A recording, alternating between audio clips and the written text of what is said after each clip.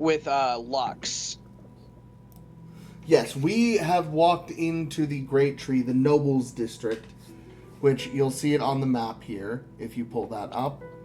I have everything labeled to make it kind of easy to inquire about where is where. So we've got it right here. The What place. is it? This is the town, Oh, or this is the great city of Glorian. The Great Tree sits in the middle of the area known as... I'm trying to find the damn thing. Penance District. So what is labeled as Penance? What district? What is labeled as the Pennant District, off in the southwest part of town. There is a large tree that sprawls out of the back that I could not add to the map, but basically just off to the side of the city, next to where it says Pennant District, picture a giant 100-story tree. This town is also surrounded by nothing else. It's all flatland and desert with rocky, like, mountainside terrain. So the Great Tree and all of the beautiful plant life in this town is definitely... it catches your eye, to say the least.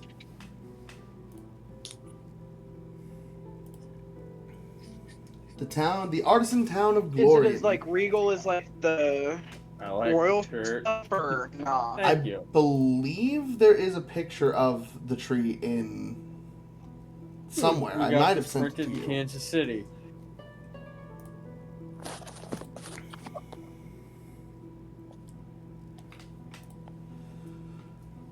But, yes, no, it is a very extravagantly done up tree. There is a private bazaar up in the treetop area.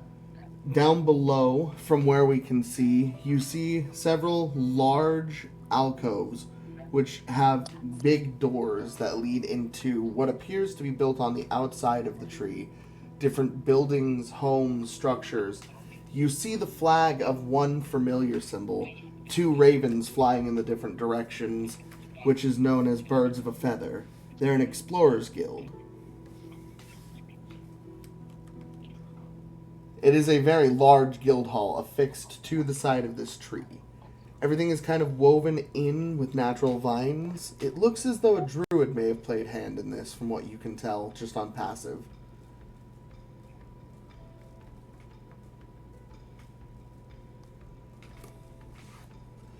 And, so Strongjaw, Ascher, what were the two of you doing when we left off? Do you remember? Like I said, I was walking with Lux. We were, Yes, I think, heading to the I'm dark aware, market. Emrick, I'm aware of because- where we are. I need Strongjaw and Ascher. Okay. Wait. Oh, strong jaw. Okay. Yeah, no, wasn't I coming with you two? Did you come with us? I don't remember, honestly. I know one of you wanted to go looking around for shops or something. All, us three went fucking together. Okay. Asher, Yeah, what about maybe. you? I can't remember what I was doing.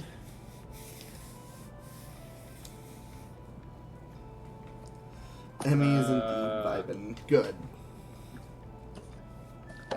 God.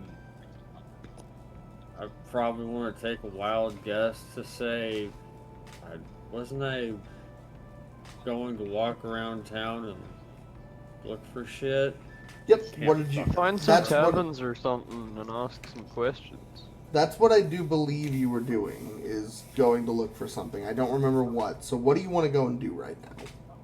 As you I go can't walk even around remember town. I can't remember the context. I was intending to do like a walk around town that would involve checks that would help me find shit.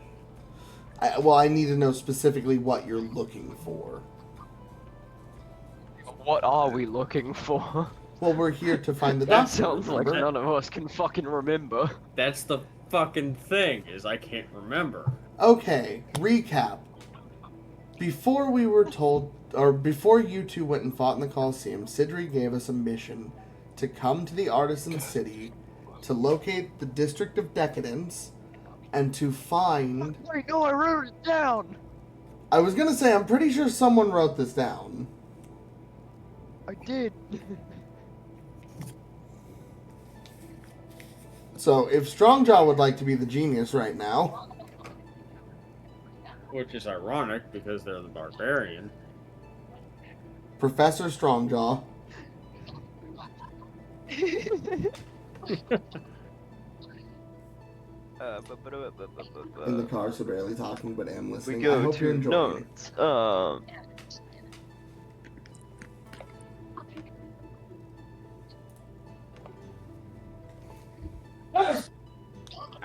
I had written down, we're trying to like find a stonemason, so Archibald Grail, something about Sidri's niece or nephew fucking, and we have to protect their marriage from the bandit lord.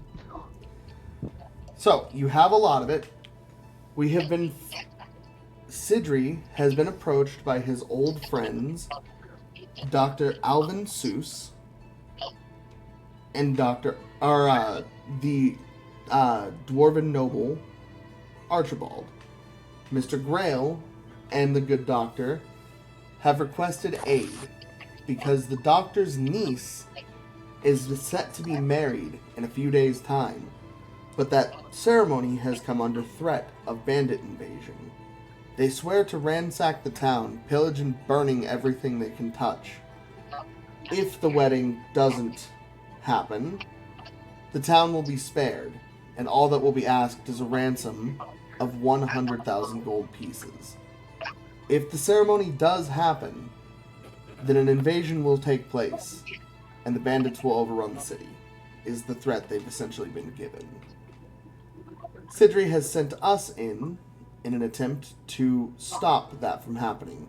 So while the ceremony is taking place, it is our job to make sure everything goes off without a hitch. We've been told to meet with Archibald Grail in the District of Decadence.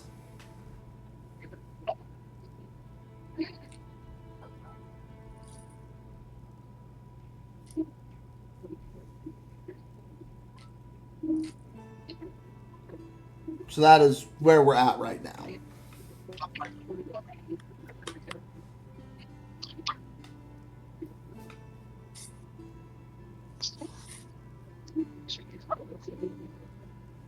Where is Holly, by the way? I'm right here. Okay, good. So, while they figure out what they would like to do, gathering that information, Amelia, you at this time were literally just explained all of that by Sidri. You are staring at him and he says, "So, I'm going to send you to your allies now. You've had a late start. Where would you like to go? Ascher, Lux, Emrick, who?" I'm sorry, there was something else playing in the background. Yeah, I don't know what that is.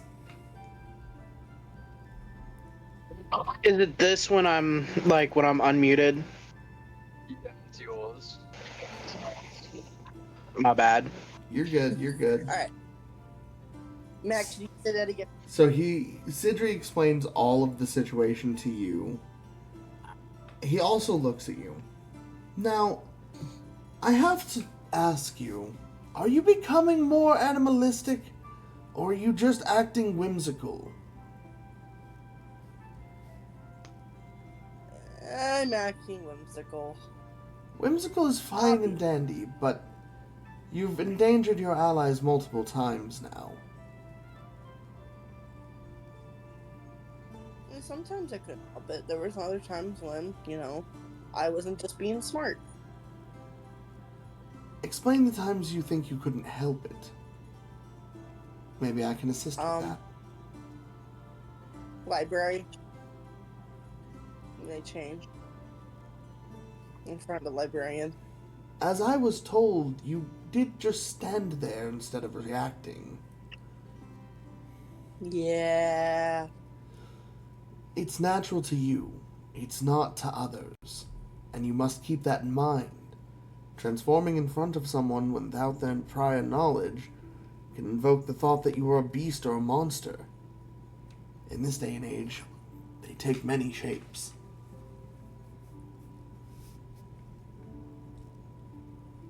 I'll be more careful. I appreciate you. I'm sorry to have to bring this up like this.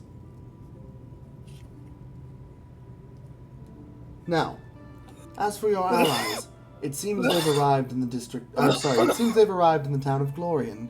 They're waiting for you. Whom would you like to be sent to?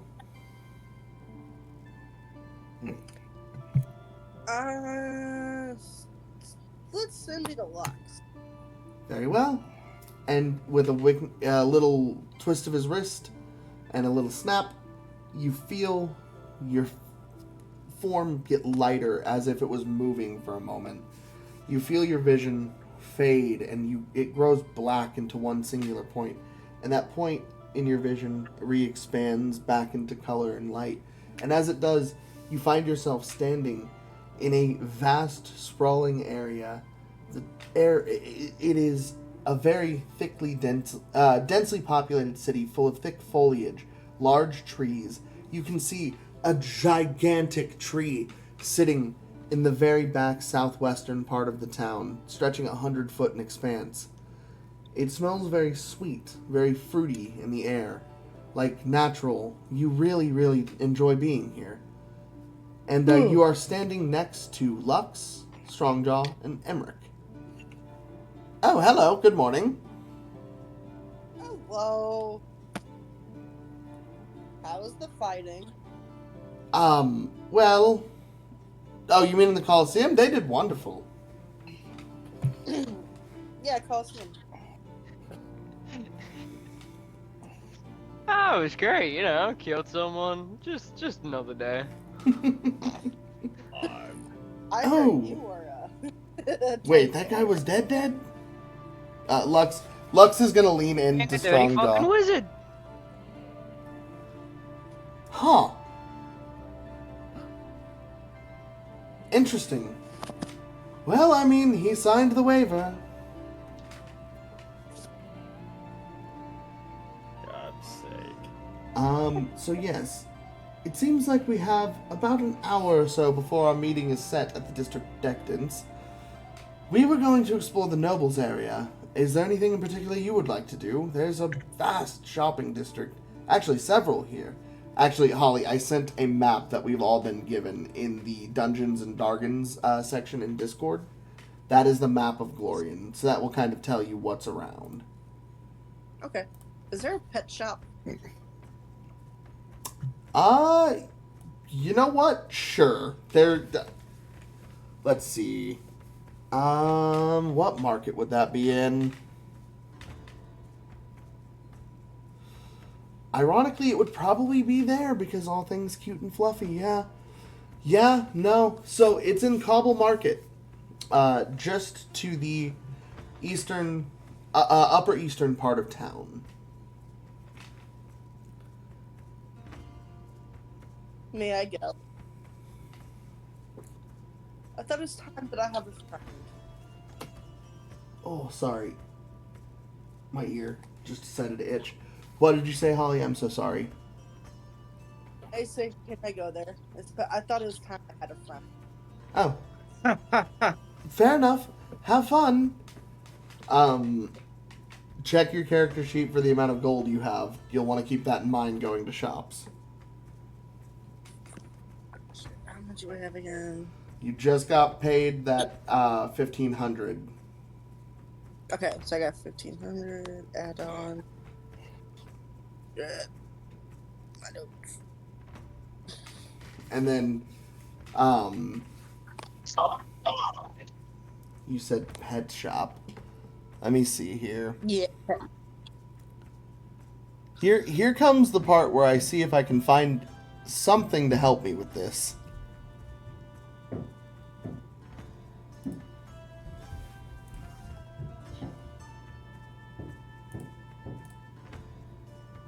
I'm surprised you don't just have a list of animal companions somewhere.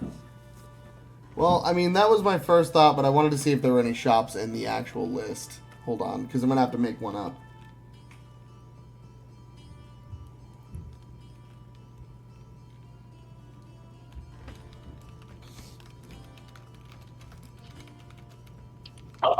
you know, since you base like a couple of your characters off of musicians, if the Pet Shop Boys don't own this place, I'm going to be mad. I'll hush you.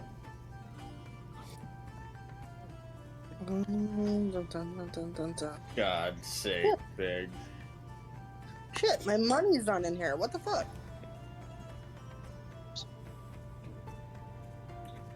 Have you not been keeping track of your gold? West End. Even Coast on the West Guard. End. Winston, I hope you're doing okay, my friend. What the fuck is it?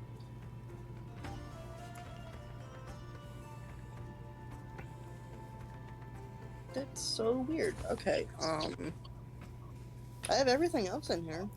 Roll me I'm a... gonna put that in. Holly, go ahead and roll me a D100 a couple of times, and then tell me the outcomes here in a moment. Like 3 times. D100? Yes. Like, Yeah. okay, so the ones that have like 1 through like 10 through 70 or something on here? Yes. 10? Yeah. Okay. And It's the 2 weird shaped 10 D100, cent dice one with that 100 represent the numbers. digit spaces. And are you talking square then? Yep, roll them both and tell me the outcomes. I want 3 different outcomes, please. 83.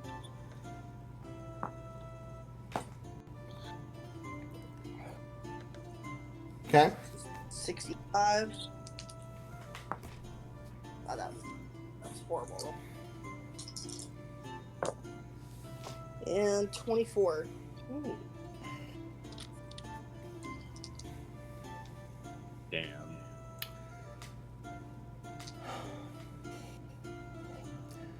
Okay. So, you walk through the city, through Glorian. As I said, the city spaces are very tightly wound together. The building's very tight-knit. There's a lot of residential sections that interweave into the bazaars. There's many marketplaces. There seem to be several areas that are labeled on the map as the ward districts that specialize in something in particular. It seems like, from what you can tell, the Ruin Ward specializes in magical gear and items. The Temple Ward is probably where that temple that Ascher was talking about going to is. The Beacon Ward seems to be a place where, well, you're not really sure, but there are some pretty fancy houses because you are passing the area. Shit. Go ahead. Hey, with the raid. Nice.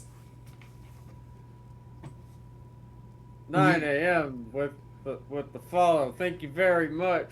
Hey, much love. Wait, no, that's not Tay. That's Queen. Thank you Oh. for the raid, girl. Oh shit, Queen Hope! I'm so sorry. I got that mixed up. What's up, Queen? The first name I saw was Tay. My bad. So, as you walk from the Pennant District, you Let's walk see. through the Bell Ward, which appears to be where they Power make a lot of Street. musical-themed stuff. That you see instrument shops far and wide. You see street performers. That's it, You y'all. see all kinds of theatrical stuff going We're on. just running D&D right now. Off to the further left of the area you're walking through, down several alleyways, and a little ways down, probably about the equivalent of 3 city blocks, you see yet another sprawling market zone. On the map, referred to as Slate Market. You're not really sure what's sold there, you haven't investigated, but as you keep moving, eventually you come towards Cobble Market. And suddenly, the soft, luscious grass and small bulb plant life that had been, flitting here and there around ceases. And suddenly you're walking on a very hard, yet sweet-smelling surface. The ground itself looks like it's some kind of... Well, do an insight check. Let's see. Go ahead and roll an insight check for me. D20? Yep. Add your insight bonus.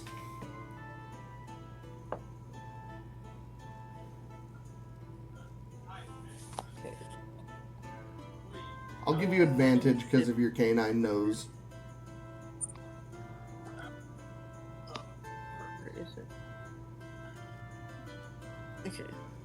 said insight.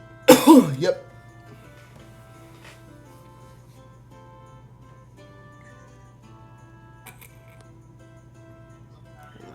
Eh, I appreciate your support too. Very skills.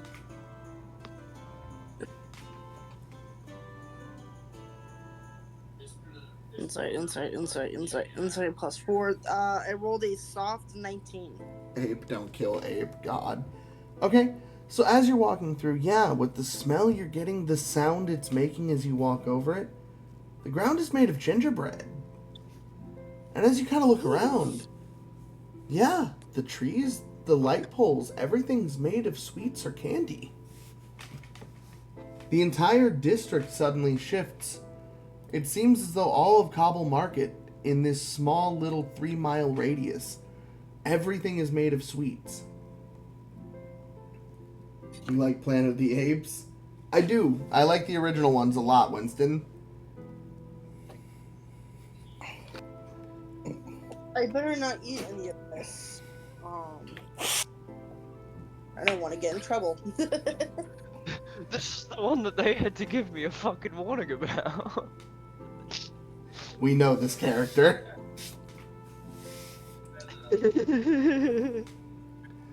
So, you keep moving forward, and you come across a very big shop. You finally find what you're looking for, labeled on the map as Feathers and Friends. Ooh. I wonder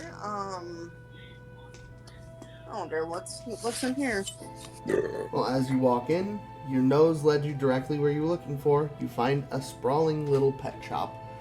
All the shelves made of a soft wood, each displaying a terrarium or a small cage. Some of the cages on the floor because they're larger. You see some very, very large cages in a back room behind several locked doors that it doesn't look like you would gain access to easily. But what you do see on the shelves in the cages that aren't empty at the moment. And as you walk in, the guy at the counter says, sorry, it's restock day.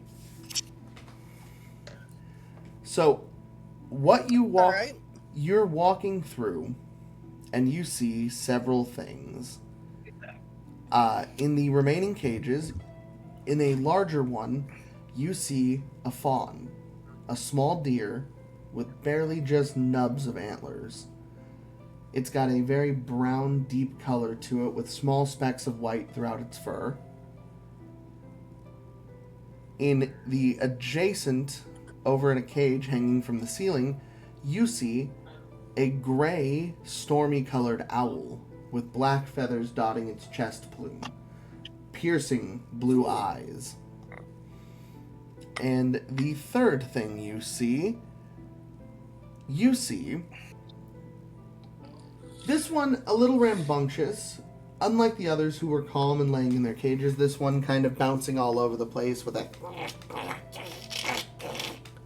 Not violently, kind of just moving, playing rambunctiously. You see a small black and white badger. You said badger? Badger, yes. Aw.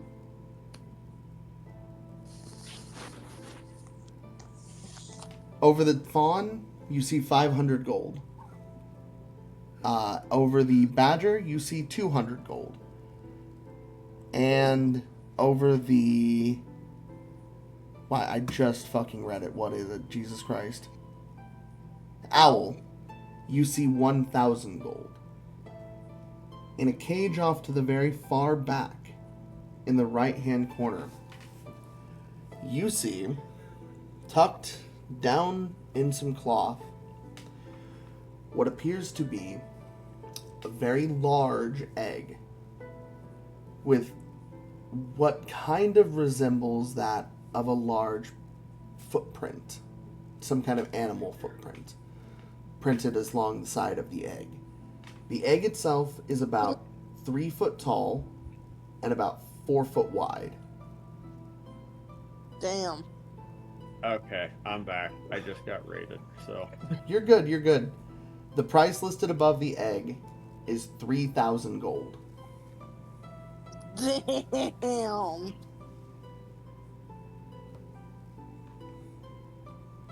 So as you're perusing, I'll give you time to think, and we'll kind of switch paces over here.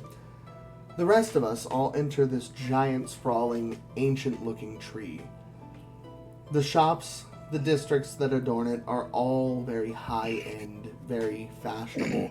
Every shop very small, like a small little boutique store, with display areas not really adorned with many things, but standing outside of each is two very heavily looking armor plate mailed guards, standing with very large plumed halberds. As we walk through and up to the direction that Lux is leading, you guys are free to branch off if you'd like. Along the way we pass several districts, some selling food, a couple selling shops. We actually walk through one area that is called, I have it in my notes here,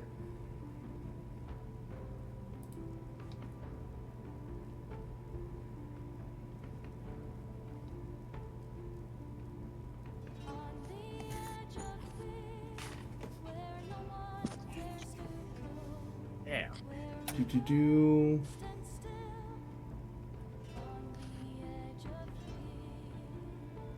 You see a small area, 3 shops in particular, in one small little area of the tree, all marked with a black outline around the shop entrances, and each collectively the witch's cauldron over each of the shop's names. As we keep moving, going further and further, you see a bar, a very, very popular bar, that appears to have some kind of karaoke style thing going on. Right now there's a bard strumming his heart out, and if anyone wants to, they can make a perception check if they choose to, except Emrick, because they would have no knowledge of this. Let's see here. Oh, damn. I got a 3, so I'm not seeing shit. It's so lovely here. Did you say perception check? Yes, perception. Perception. I'll make one okay, too. Let me roll. What'd you roll, Asher? Let's see. That plus my perception. That would be a 19. Okay. You got a fucking natural 20 already. I got a fucking nat first- 20 on the first run. First, oh, you fuck, wasted on a again. perception. Oh, God. Oh. God's sake. I know exactly who this is. Yep. So, Asher, you heard Amelia talk about something similar to what you're seeing, but Strongjaw, you without fail look over. You recognize the little tuft of hair off the top of his head, the slightly opened white yes. blouse-like shirt, the small dark-skinned frame of one Ricardo, standing on stage strumming his gilded lute and serenading yet another senorita. It's fucking him. It's I love Ricardo. The masterful serenader strikes again. With this knowledge, does anyone want to go do anything, or we just keep moving for now? Oh.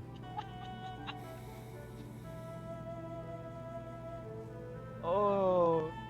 Are we not going to do anything to fix Holly's or Amelia's pride? Are you saying this in character, or? No, I'm not saying this in character. Lux hasn't noticed, and honestly, Lux only heard about this in passing. This is an Amelia problem to him. What does Amelia think? Amelia's not there, so she doesn't know. It doesn't matter. Oh, here. She's not with us. All right. Shit. That's that. Who's this strange figure? Lux will look Keep an eye over. on that one. He tried to serenade Amelia. Oh, is that Well, him? Back when we took on Captain Red's boat. Oh my god, I took this man's pants, I remember. Sorry, I shouldn't say tried to, succeeded to, and then yes, we stole his pants. As we stole his pants. You stole his pants. He was trying to seduce poor Amelia. Look at him. As I'm saying this, he's got a rose in his mouth, and he is touching the chin lightly of a blonde woman in a So soft basically blue that ball one gown style dude from dress. fucking Vox Machina. No, it's more exaggerated. He's not that level. He's not as suave. He's more comedically suave. You remember Fairly Odd Parents? What is the fucking buff fairy that Wanda had a thing for? This is who it is, basically. The So yes, Hispanic one. Yes. So there's heavy duty, dun, dun, dun, dun, dun, dun, dun, dun, dun, dun, dun, dun, like heavy duty mariachi style music playing as he's doing this elaborate peacockian dance.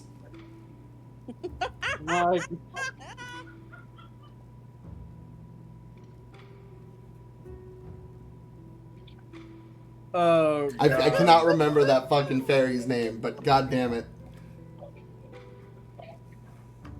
Oh Lord.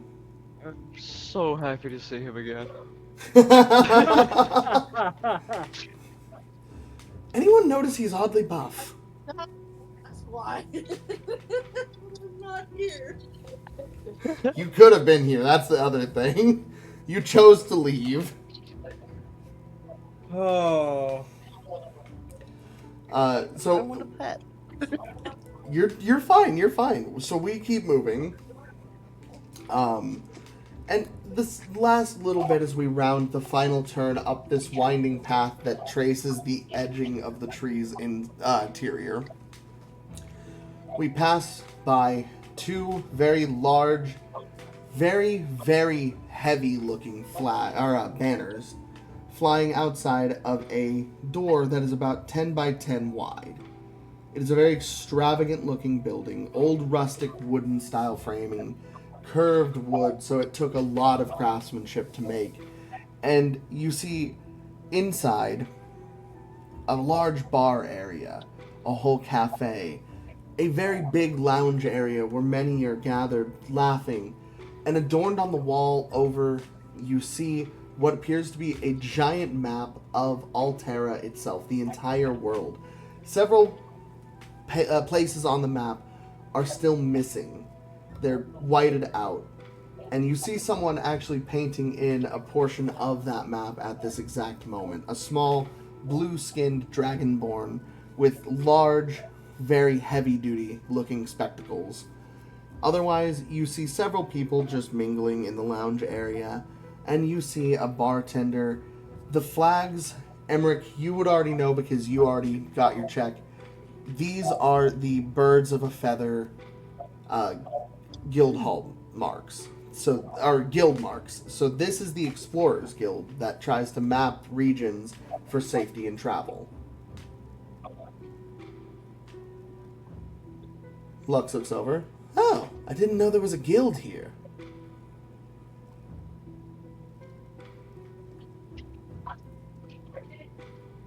And it is at this point in time, everyone can roll me a perception check one more time, please. Soft 20. You are rolling well tonight. Give me 1 second. You're good. I believe that's 18. Okay. Was being slow. What you see coming... Yeah, ahead. that's an 18. Okay. What you see coming into the guild hall just a little way, kind of nudging past Emrick a little bit as he makes his way in, you hear a very loud, gruff voice Welcome! I'm back, boys! Another adventure well spent! Who's ready to drink? And you hear a resounding "Ha!" from several voices inside. And Ascher, Strongjaw, both of you do notice that this man matches the description of the ginger dwarf, the pale-skinned ginger dwarf that you were instructed to find. He wears a silver plate armor adorned with the crest that you know all too well. 2 moons interlinked as if they were a chain. Sidri's symbol. Yes. Huh. Well, I think we found our place.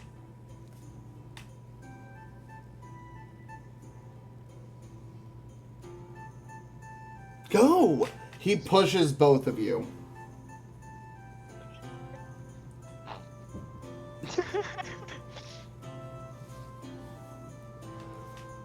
Strongjaw, you being so buff, you kind of barely nudge a little bit. Ascher, you just feel an impact. You don't really go anywhere. It doesn't even really move you, but you feel him pushing you.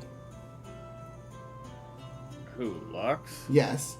He places a hand on both of your backs and goes, "Go, go!" Again, I'm partially out of the loop, so... Wait, how are you? What's going on? Look on this one. This is the dude that Sidri told us to find. Is it? Yes. Oh, okay.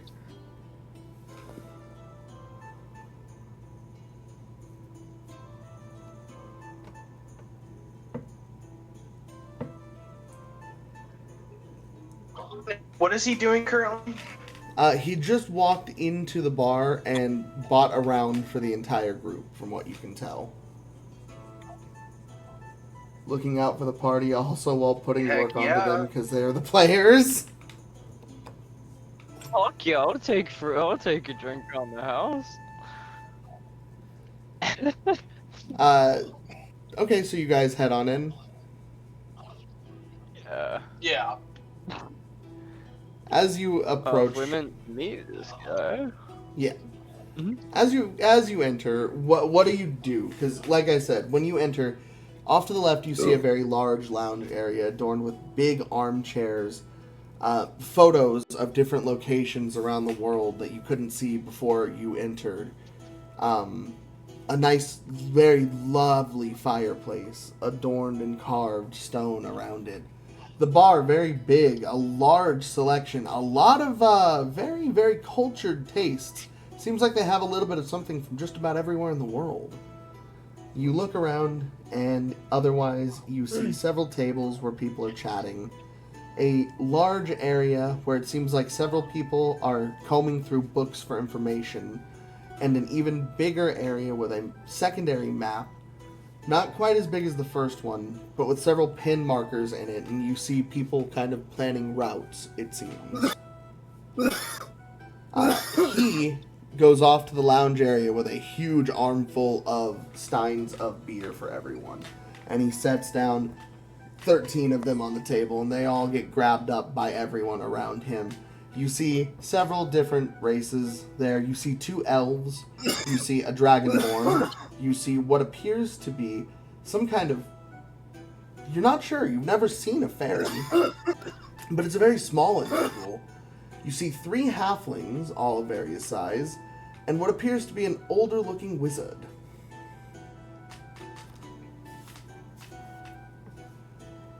So yes, Lux will kind of look up.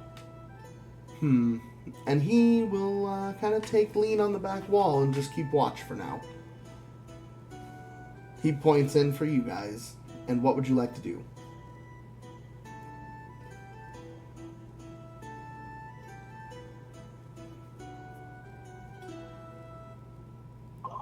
I just gotta tell you all this because it's funny. Fucking, I just dropped my phone, and when I went to catch it, I just like punched myself in the balls, and it hurts. Ow. Christ. How do you do these things? My God.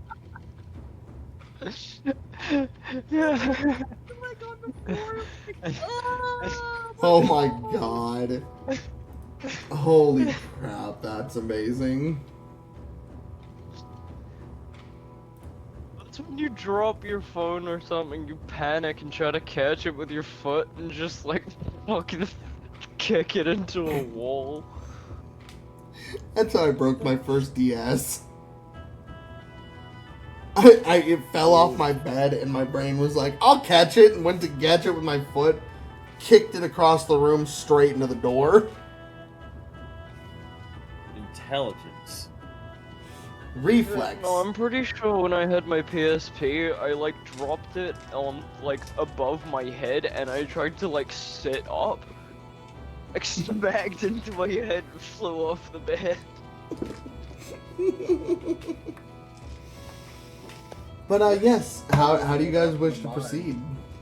Oh, go ahead. I was just gonna say my PSP met its doom when it deleted everything I had on it by itself, so I decided to take it out back at the farm and shoot with a 9mm.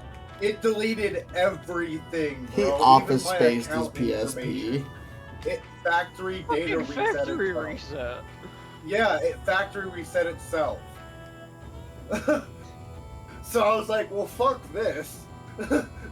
I love you, buddy, but why does half the shit you say cause me physical pain? I mean, the thing was worthless at that point. If it's gonna do that, nobody's gonna want it. Arguable. Alright, moving on. So, we have everyone in the bar-like area of the guild hall. What is people doing? Lux is just sitting back, now smoking his pipe.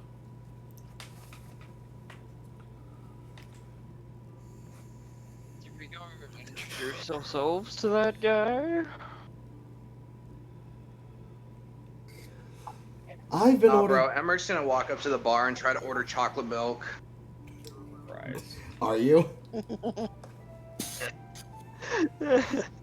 So standing in the It is a bar... thing he would do, isn't it? Standing in the bar, you see a very old, very kind-faced looking woman. And she looks up. Why, hello, how can I help you?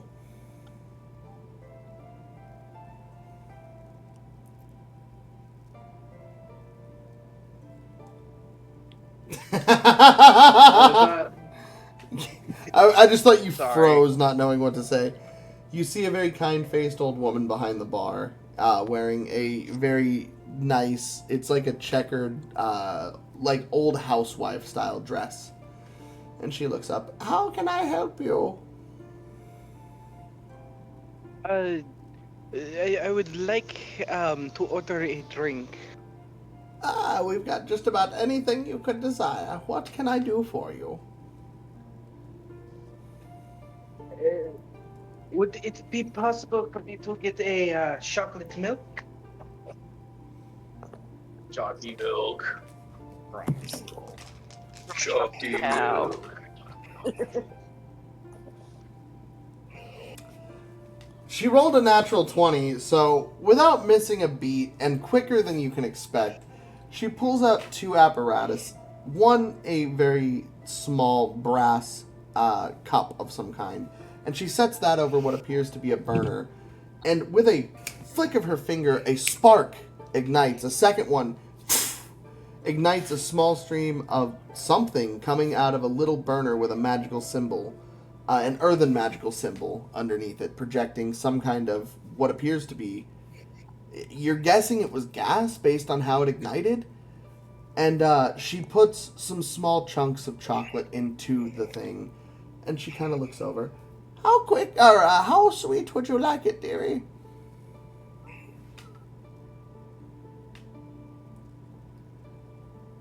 Oh, well, cool. I didn't have to do anything. What was that? Sorry, my roommate is vacuuming. You're good. She basically pulls out a whole apparatus and begins to melt chocolate in a cup. How sweet would you like it, my dear? Just medium, I guess. Is 1 gold, not unless you not want. anything too. Oh, go ahead. Well, not anything too extravagant. She looks over. It'll be 1 gold, but if you pay me 10, I'll make it extra special. She leans very close to you and says, I put love in it.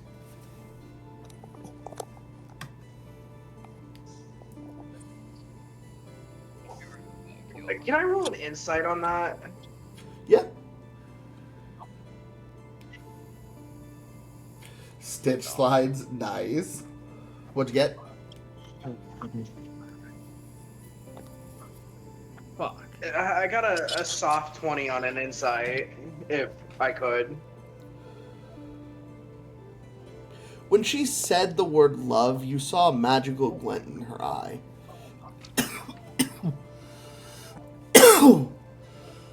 I'll do that.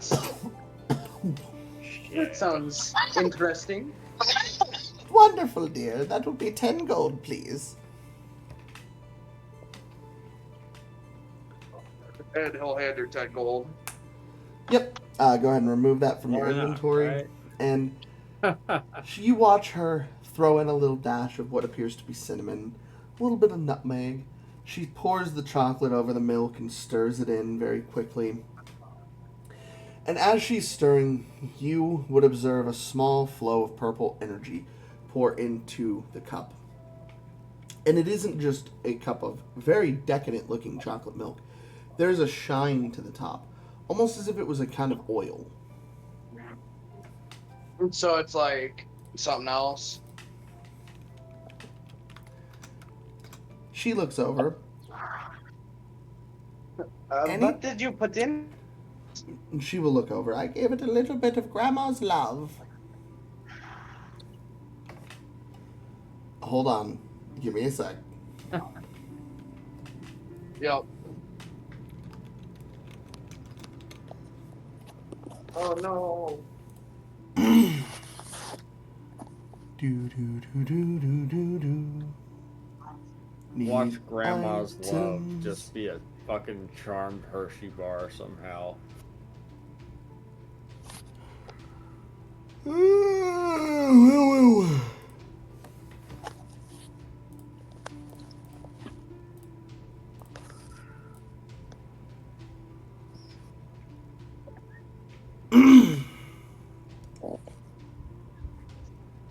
I'm here. Hello.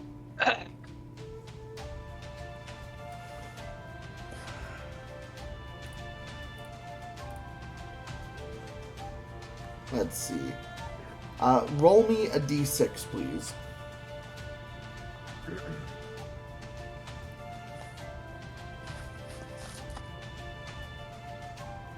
I was literally just saying in Tap's chat, watch this woman charm Piggy. You look up, the old woman suddenly appears to be fair and beautiful. I rolled a 1 on a d6. Okay.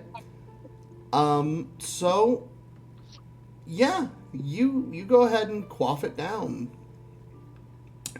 You feel a bit of a your chest is a little warm after that.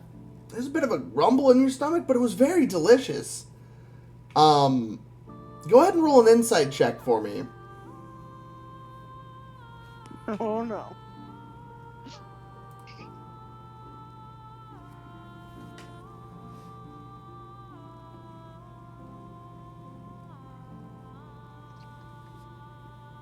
$15.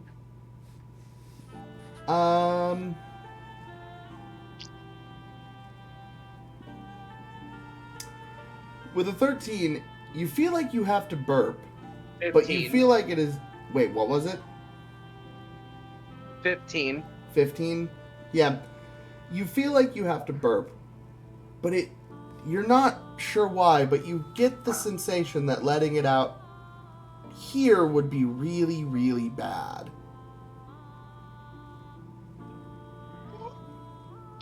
Aw. Great, And so I'm gonna have to hold in a burp this entire. Just mid-conversation. Oh, yes. Roll athletics to hold and burp. It's actually going to be it's actually going to be a Constitution check. But we'll get to that. So, Strongjaw, Ascher, I will give you each your go here. What do you want to do?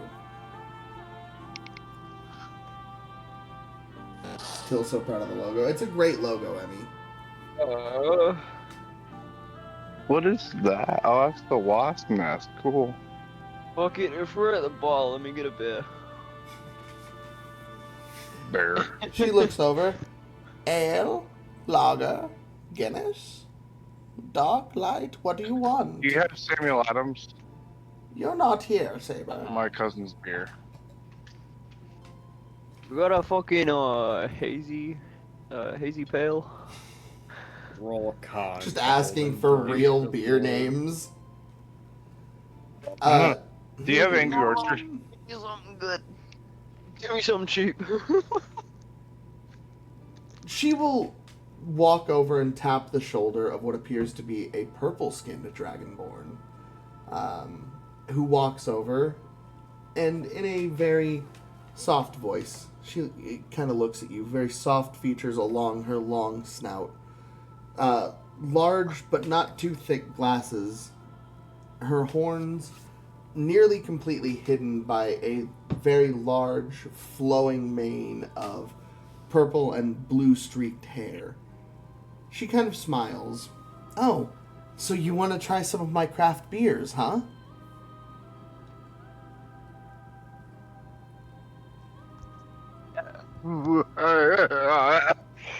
Okay, I can do a 5-beer sampling for 20 gold.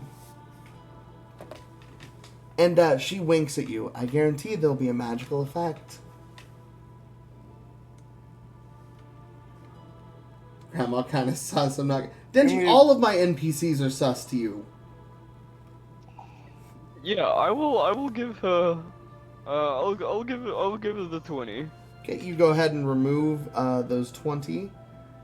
And she puts 5 cups in front of you. From left to right, she lists the Cherry Bomb Rush, Pale Lager, or sorry, not Lager, Pale Ale.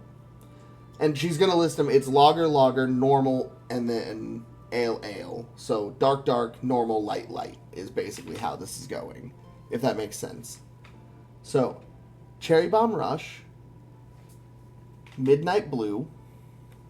The normal is a Passion Pineapple. Then you've got Melon Delight and Lychee Supreme.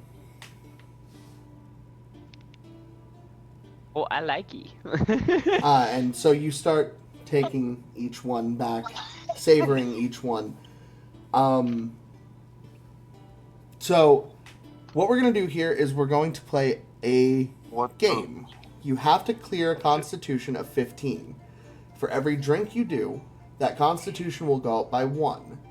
If you don't beat the check, you are unable to finish the entire set. If you finish the whole set, you'll gain something. So, starting, you need to beat a constitution save of 15. Please roll. As you down your Cherry Bomb Rush.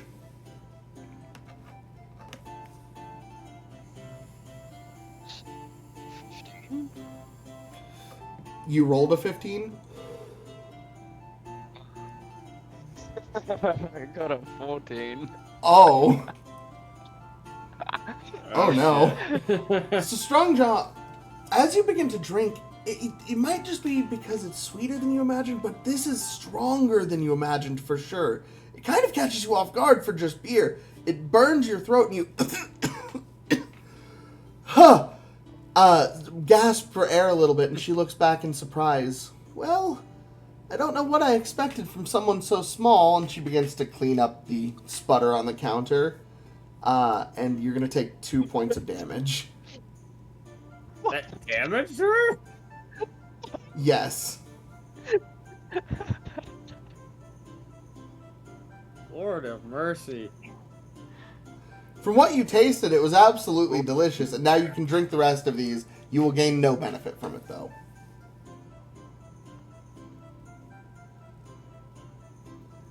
Hydration station? What'd you say? Alright. I didn't expect you to fail the first drink. Oh hell. Fuck, I didn't think I would.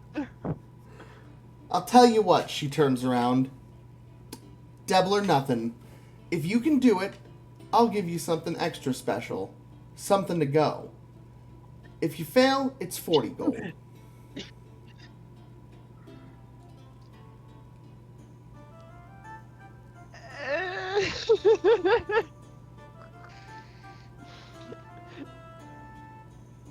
Lux leans in. Are you seriously backing down? That beer is making a fool of you. Do you know what you do to people who make a fool of you? Show it! Alright, I smacked $20 back down on the counter. You put 20 more gold pieces down. Put And- 20 more gold down. And, Lock eyes for there. do me a favor and roll an Shit. do me a favor and roll an intelligence check real quick. Intelligence save, sorry. Hydrate, motherfuckers. While you roll that, I'm gonna go grab a soda, because Emmy insists on getting a drink. Strongjaw locks eyes with the alcohol. Shotguns all at once.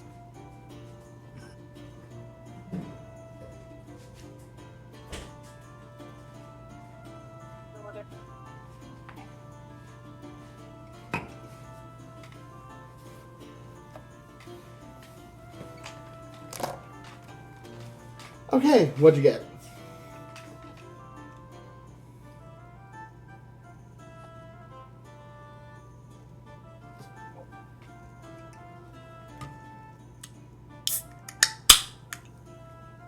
Hello, silence, my old friend.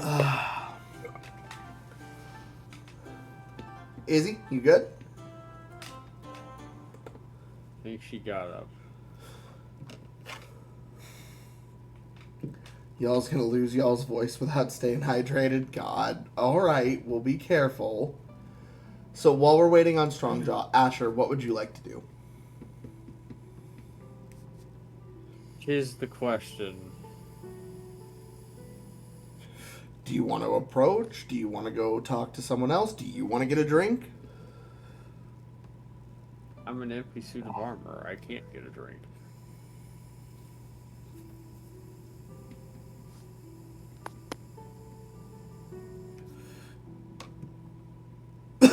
God, I don't know. I've been Get a drink and just pour it down the front of your arm.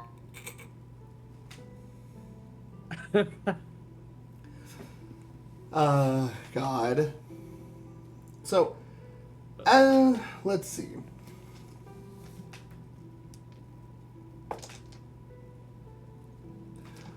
As you're just standing there, another, a woman walks up and grabs the arm of your armor, beginning to lightly pull you, and she says, "Hi." You look over and you see what appears to be a light blue skinned woman with piercing, stunning purple eyes and large horns and a pointed tail. She begins pulling you over towards the lounge area. Come on, everyone's celebrating. You're just standing here so awkwardly. Wah. Do you resist, or... I'm not quite the celebrating type. We don't... Well... This is where Ascher gets kidnapped by fucking, No, he's not whatever Helios. they're called, succubi. He's not Helios. So she kind of just shrugs. Oh well. And she will walk over into the lounge area and begin mingling with the others. You notice she's wearing a kind of unique style. It's a metallic worked armor, but with bone chunks over the shoulder plates. Demon? Is she a demon?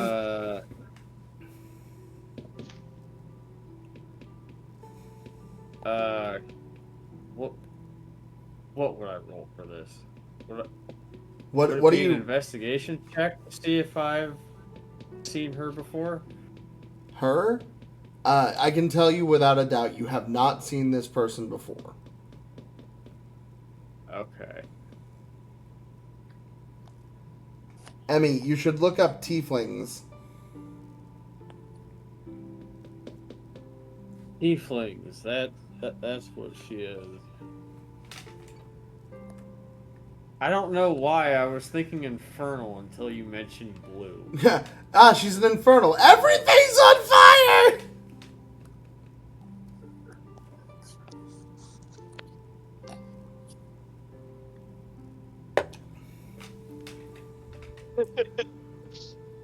So, she goes over and begins conversing with the group of people sitting around Mr. Grail.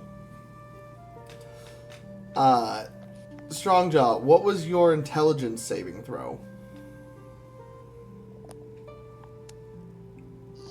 Fucking 19. Okay. You hear Lux's voice for a moment in your head just say, rage.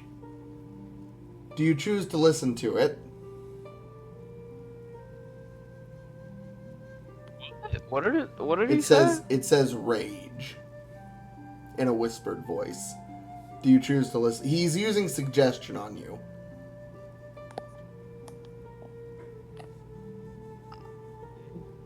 Wait. He's asking Strongjaw to just outright rage? Yes. In the middle of a tavern? Yes. To win the drinking contest. That is correct. So you can choose to listen or not. You have the knowledge that it happened. If you would like to, you can go ahead and make your first Constitution saving throw.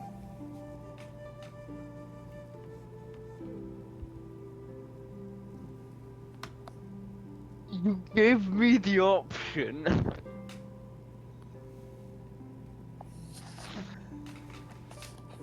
So, I want to see what happens. so how insulted are you feeling by these beers?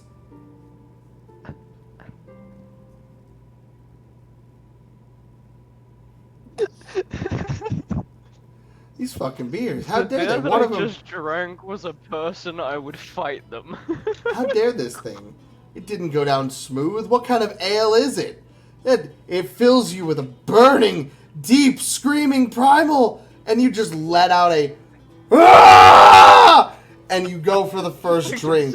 Roll your Constitution saving throw at advantage, please. So roll twice, take the higher of the two outcomes. We're raging to drink alcohol. I love it. BRB gay My panic. fucking, my highest was, 23. Oh, with ease this time, you just gulp, gulp, 2 gulps, it's gone. And you put the glass down with a mighty thud. Ah! Next, and you pick that one up. And go ahead and roll your next check for me. Advantage again, please.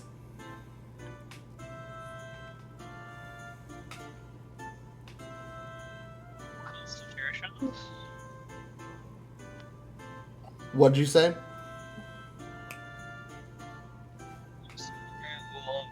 Constitution. Yes. Constitution saving throw at advantage, please. You roll all saving throws at advantage.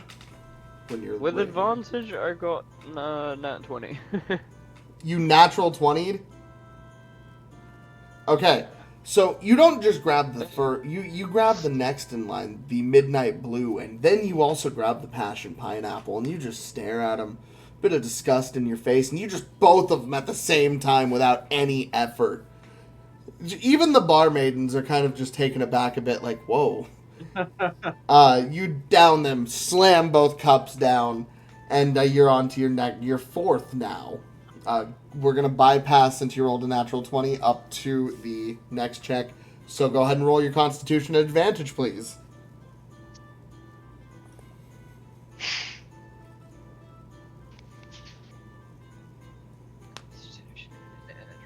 Advantage. Misty. 23. Okay.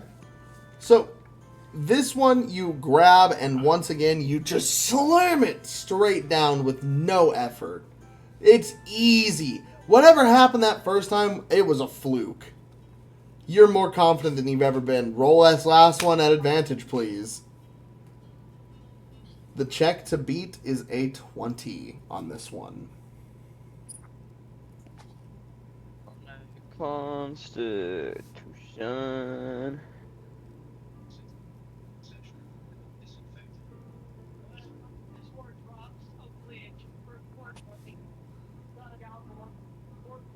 Let's see.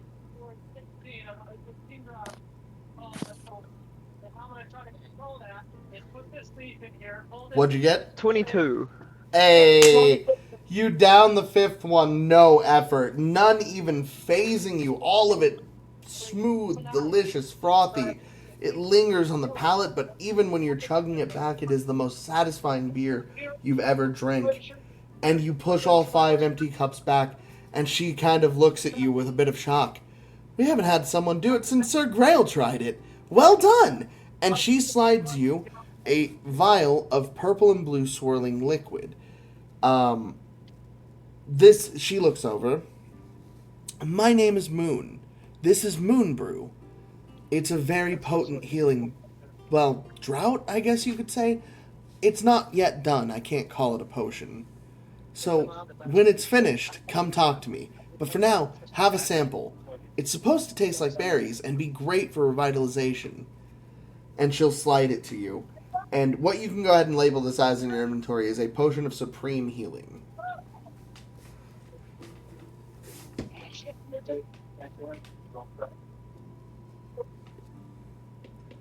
Okay, panic in the damn store. That's the worst. What happened, Emmy?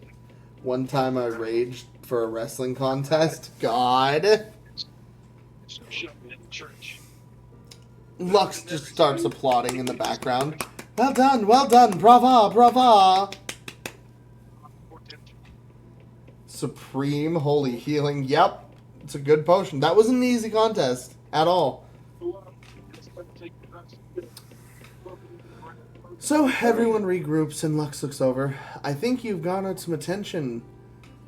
And as we are all standing there and you regroup with everyone, you hear the heavy boot fall. Dunk, dunk, dunk, dunk, dunk, and the clinking plates of the heavily armored ginger dwarf as he pulls straight to us with a chair and sets down next to you, having to squat to adjust a little lower with how much he's been drinking himself. He's a bit swayy. He can't really kneel down in the plate armor. That was an impressive show right there. Would you come have a drink with us?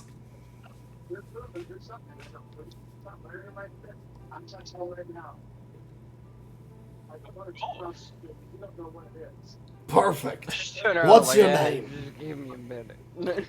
Oh, take your time. We can order food if you like. What's your name?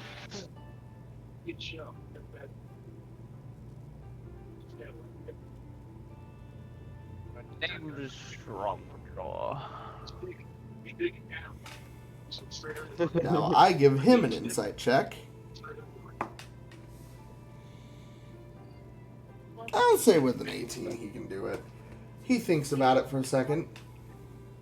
Strongjaw. And he looks up to you, Ascher, and he pats you on the armor. And a very hollow clung clung rings out through across the bar. Ah, so you're Sir Ascher. The lovely lass over here must be Madame Amelia. That would make this one Lux, if I'm correct. Yes. I believe Sidri sent you, if I'm not mistaken. I received the letter.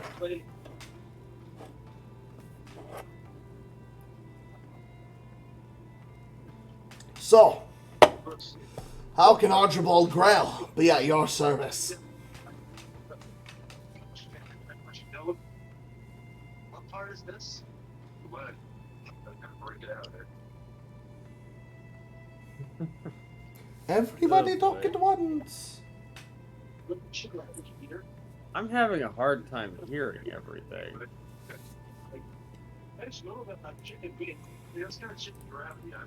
He said, as he sits you guys down and intermingles into the group, you will notice the tiefling woman sits a little closer to you, Ascher. He says, "What can Archibald Grail and the birds of the feather do for you?" And I'm gonna... My man named Sidri. Oh, yes, no, my dear friend. He said you'd be aiding a current problem we have? We're here to make sure a certain ceremony goes off without a hitch. Well, you indeed seem capable. He looks over to Strongjaw. After a showing like that, I have nothing but faith in this one.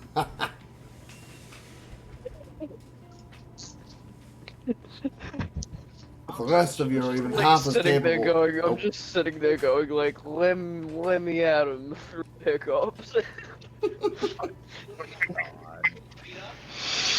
And as he looks kind of at you, if any of you are as skilled a fighter as he is a drinker, we're gonna be fine. Plus, you've got the entirety of the Birds of a Feather Guild to play perimeter. So, what it comes down to? Well, I won't lie to you. We do face a bit of a threat. A bandit lord. Big nasty fuck.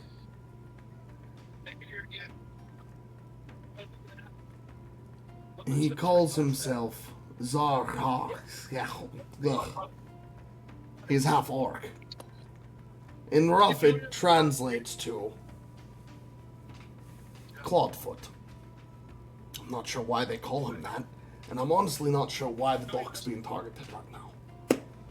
Sidri said it may have something to do with the past. I've held Sidri on a couple of jabs, but I've never heard nor hide nor tail of a Clawfoot. All I know is there's a potential fight. It outnumbered us, and you're here now. We have 2 days to get set. Take your time, relax, and get ready. In the meanwhile, we're all just preparing ourselves. This city is your home for the next few days. Make yourself at home.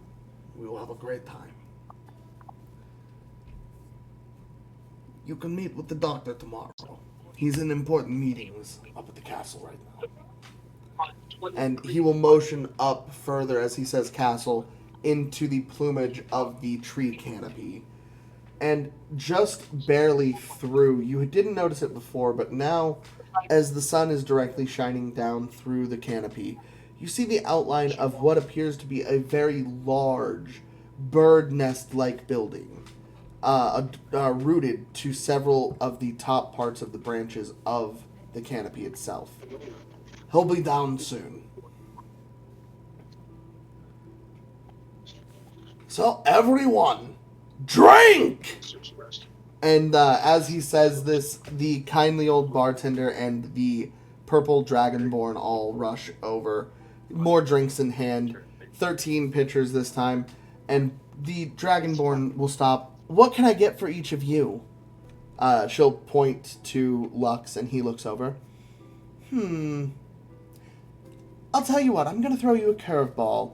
I would love a hollowed out passion fruit if you could fill it with just a splash of elderberry wine and a little bit of fresh juice. That would be perfect. She kind of looks over. Okay, I think I can do that.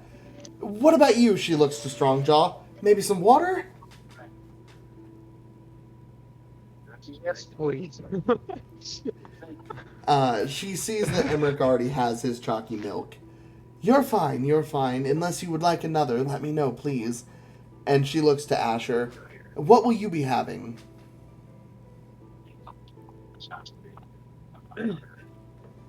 I'm not exactly a drinker. He'll have the exact same thing I'm having, please. It's on me. And Lux will, hand her the payment, 4 gold for that.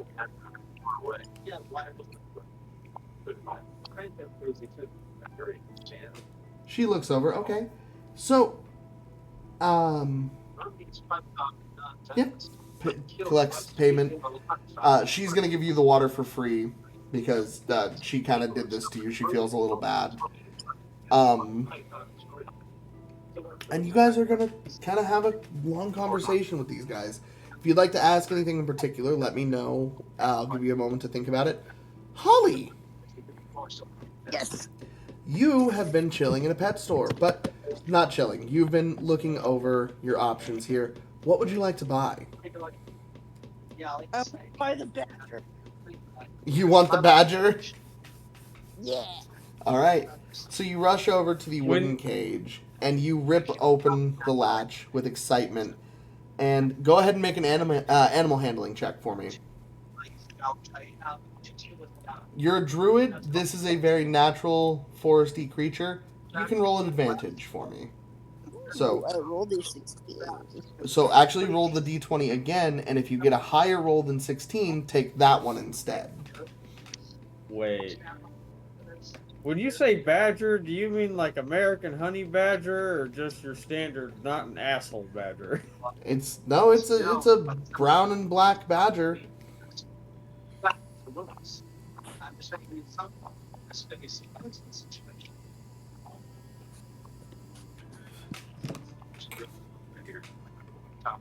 So what'd you get on your second roll? My first roll was a 16. My second roll was a 15.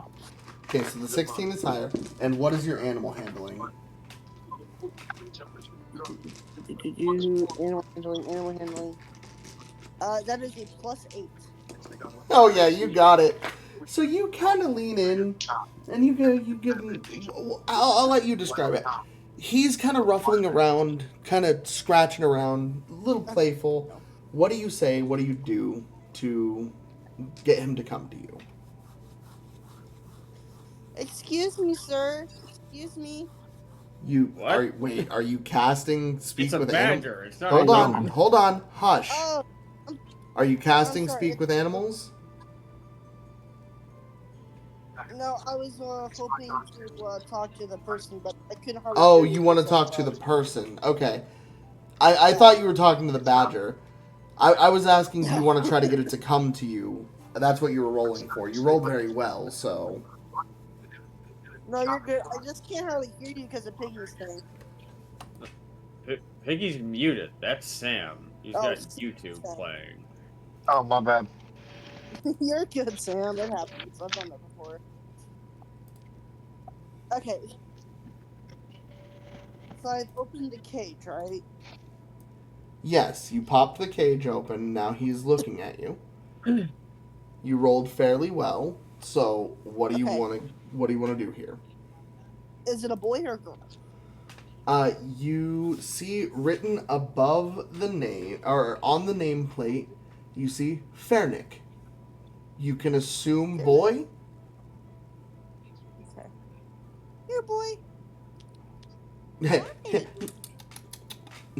God, like a cat, really? She's a fucking cat lady. What do you expect? I'm amazed she didn't roll for a cat. Let's be real. I'm amazed she didn't roll for a fucking mountain lion of some kind. Oh, it was on the list. Lion Cub was on that list she rolled from. I mean, fair. But I wanted to find a pet shop. I wanted to do it naturally, you know? Just find an animal. Maybe a honey badger I need. Yep. So he looks over. Oh, Fairnick, huh? If you want to take him, it's only 200 gold. He kind of scratched up the last guy that tried to take him, but he's perfectly friendly. You just got to be nice to him. I'll be nice to him. Hi, buddy. Yeah, and with a higher animal handling. Go ahead. Can I see if can I reach out my hand and see if he fights me? No, you reach out into the cage, and in fact, he after a quick smell check and kind of nuzzles you a bit, he instantly runs up your arm, up the small of your neck, and around up underneath your hair, tucking his tail up around your neck and cuddling up onto your shoulder. You notice that this badger actually has a very long tail, which is not normal. Huh. What's with this long tail? Honestly, I don't know. He's just a badger, but he's had a tail. I just found him that way. Couldn't find anything wrong with him, so put him on sale. Do you want to come home with me? It nuzzles you. I'll take him. And he will hold out his hand for the 200 gold. There you go. And yep, he will go ahead and... Yep, so you can go ahead and add Fernick to your description. A small badger with a tail. Yay! I have an animal! Benji, shush. Oh my god. So, as you leave the District of Decadence, let's roll something real quick.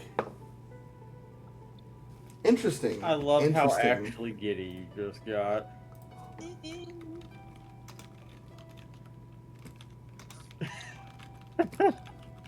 Misty, what do you want?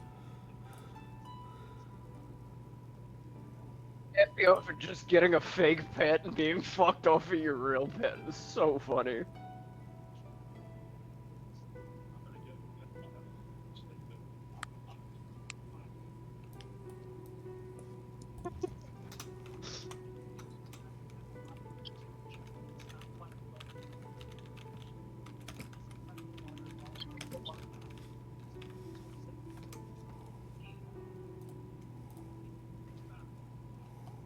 I got a badger. I got a badger.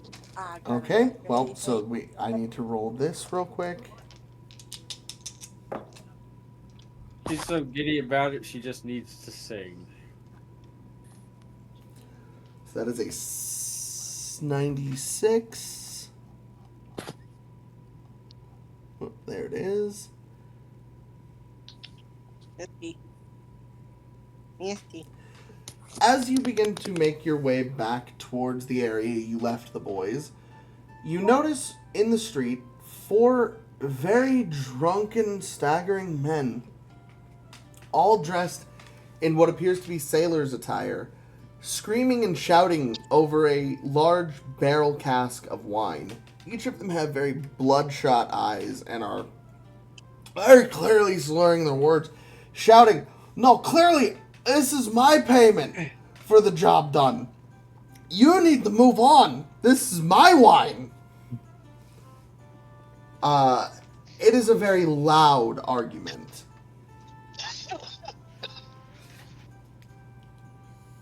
Oh boy.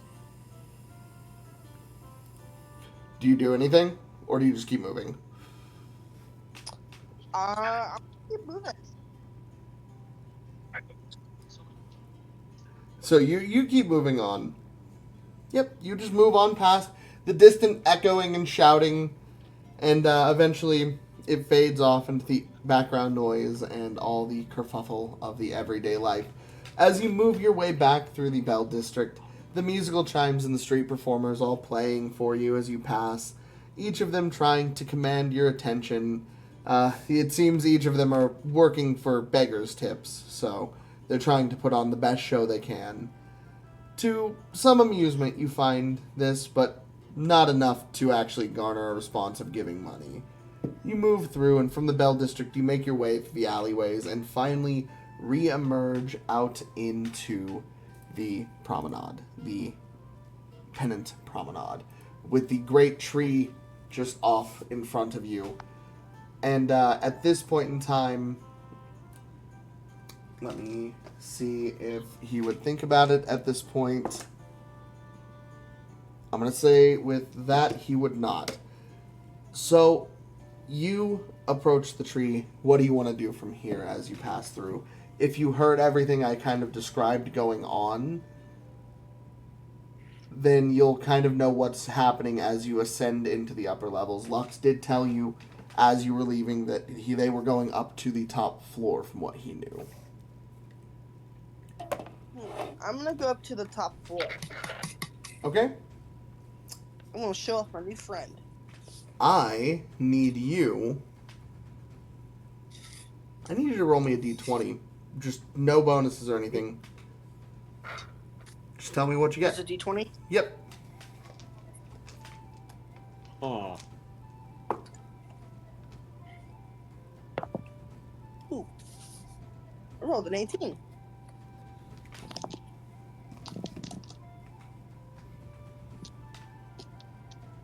Oh no. This is the part where Holly hates me again for a while. What'd you do? Oh dear. So as you're walking by, you hear what sounds like music in the background come to a very abrupt halt as the clattering of instruments, and you hear behind you, "Mi amor! Mi amor!"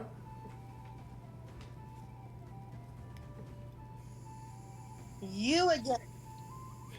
His coiffed of hair fluttering by, and he, yes, Ricardo, standing in front of you.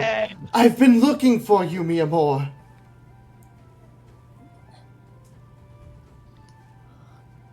Sir, I have a badger and I'm not afraid to use it. He begins to growl.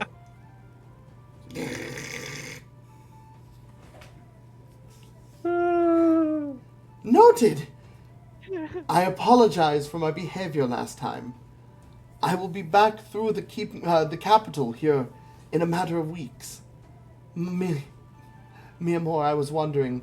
He's shakenly nervous at the badger on your shoulder right now.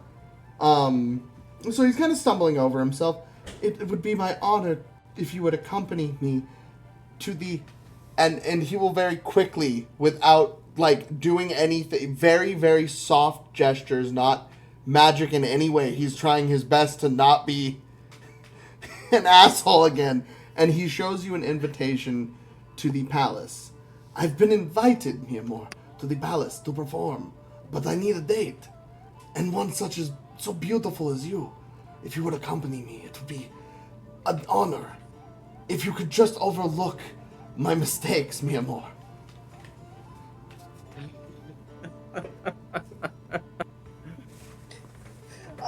Part of me is like, maybe give him a second chance, but the other part is just like, it feels like this is a trap. This guy's a halfling too, right? Yes, he is. From what you could tell, he is a halfling. Oh god. Sir, you are forgiven, but I already have plans with my other friend. I Oh. 2 weeks' time. 2 weeks' time. And he will step a bit closer, not so close as to provoke the badger or yourself in any way, but he will whisper to you, I know the people you work for. It is in your best interest. It will gain you access to the palace. And I promise, best behavior. Hand to myself. I will think on it. He And I'll will take the write... invitation. Okay, he will nod and hand you the invitation, and then he will write on a small little slip of paper and hand it to you. And he says, in 1 week's time, I will be taking refuge here. And you unfold it, and you see the Wilting Rose, an inn, and you actually know of this inn. It is in the Corderia district, which is just offset of the Nyx main capital palace. You've passed this place a couple of times. In fact, it was one of the places that was hosting one of the games you guys played in the festival, if you remember correctly. So yes, you are familiar with the area. And he says, I will be taking refuge there to perform in the circus run by the Mayor Ragnar. Shortly after that, the whole circus brigade will be performing at the capital, or at the palace. Please, it would be my honor.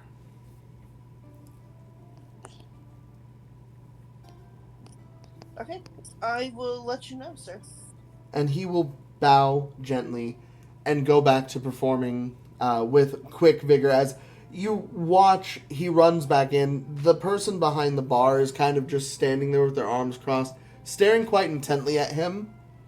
As if you can kind of imply just with passive perception that it's probably the case of they paid him to put on a show, and he's out here talking to you right now. God. But you will turn, and you can go ahead and add the invitation to the ball into your inventory.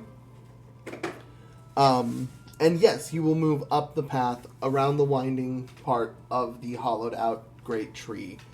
And just like with the others, you come up to a very lavish looking wooden carved entryway adorned with giant banners of red silk material with two black crows flying away in opposite directions. These being the mark of, and you are also familiar with this one, this is the mark of the Birds of a Feather Guild.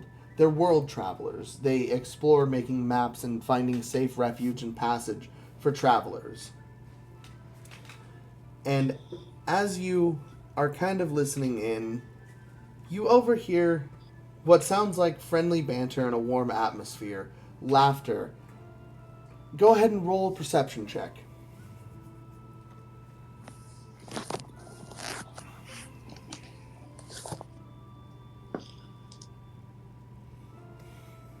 I rolled a 12. And it is perception.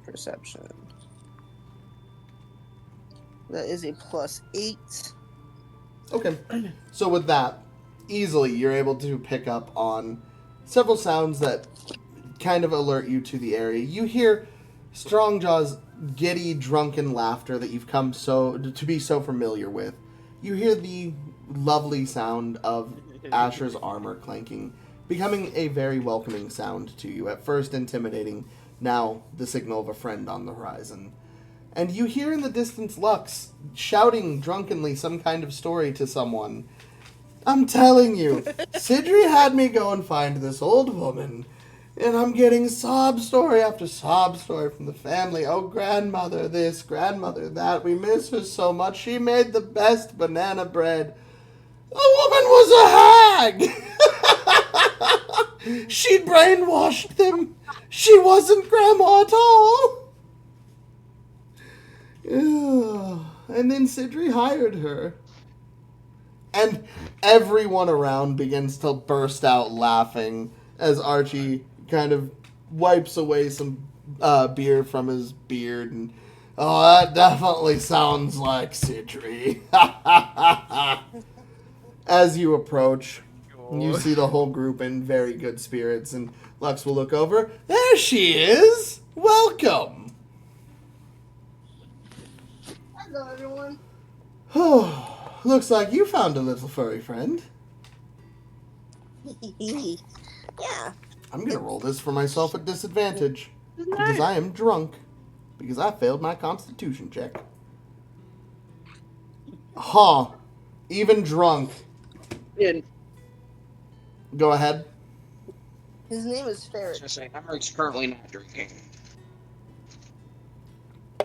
I'm aware. His name's So, Ferret, Please. right? Emrick is just He's drinking socializing. chalky milk, bro.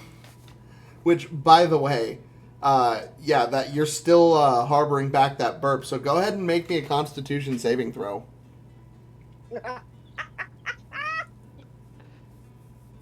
No, actually, no. He's gonna be polite, do the polite thing of maybe stepping out and trying to let it out slowly, you know? Where are you going, friend?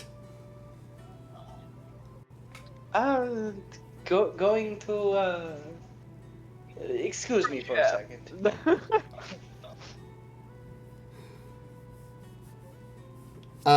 Okay, so go ahead and make your constitution saving throw. Or are you just going to step outside and let it out?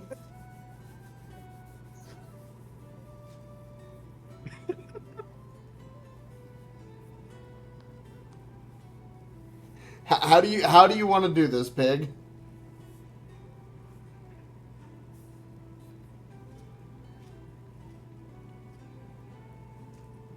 Sorry, my phone's being slow. You said a con save? Yep. 17. 25. Okay. So you can hold it in or you can choose to let it out if you want. like I'm gonna try to sneak out and let it out. So where do you want to let it out? Just step outside. So you go outside of the tree? Yeah, like front of we're in like a bar kind of thing, right? Yeah. Yeah. So you step outside. Wait, so you step outside of the guild hall and bar, or you go outside of the giant tree? So with my check, I knew it would probably be bad if I did that inside. I'm guessing. You have a feeling letting this out near people is gonna be not good. Okay, well then outside. Okay? So with the distance and now moving downhill, I'm gonna need you to make 2 more Constitution saving throws for me. Good thing I'm proficient in con, bro. I don't know why I am, but I am.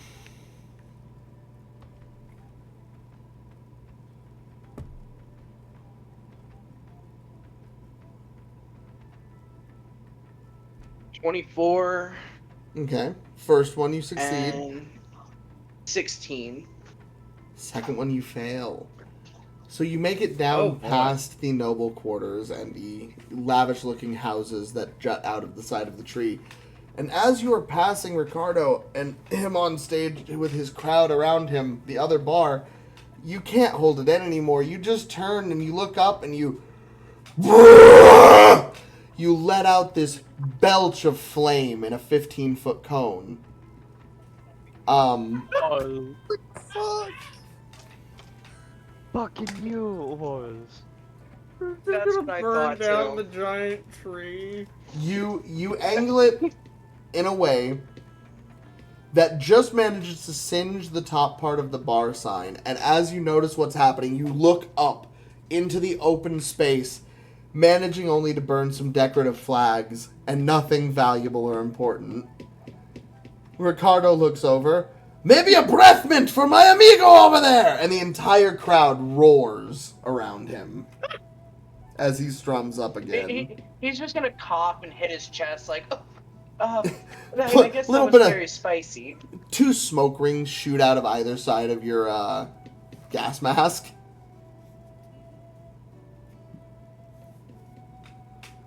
And I'm guessing you go back at this point.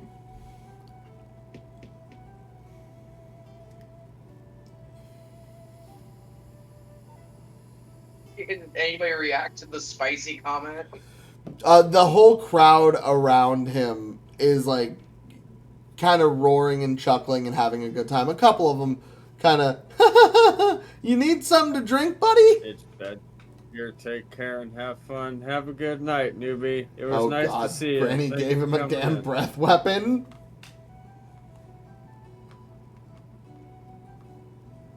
Do I feel fine now? Yeah, you feel absolutely fine. You feel great, in fact. I can only imagine the fucking, chest pain a burp like that would cause. The lady at the other bar, I guess the adding extra love is, quite, whatever that was. The bartender looks up at you. It ain't love, it's wild magic.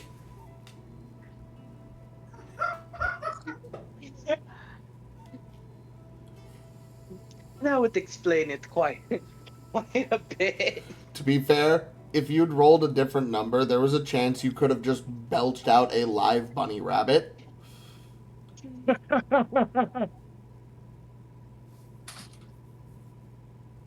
That is just a thing on this list.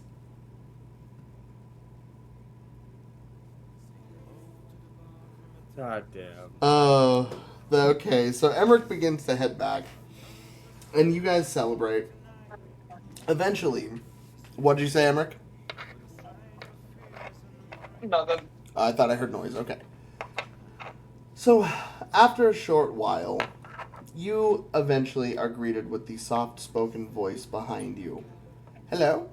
Hello? Oh, bigger crowd than normal. And he's kind of nudging past everyone. A very, very small gnome even smaller than our dear Strongjaw. This man is very, very minute in size, and is being followed by a 6-foot-tall, large automaton.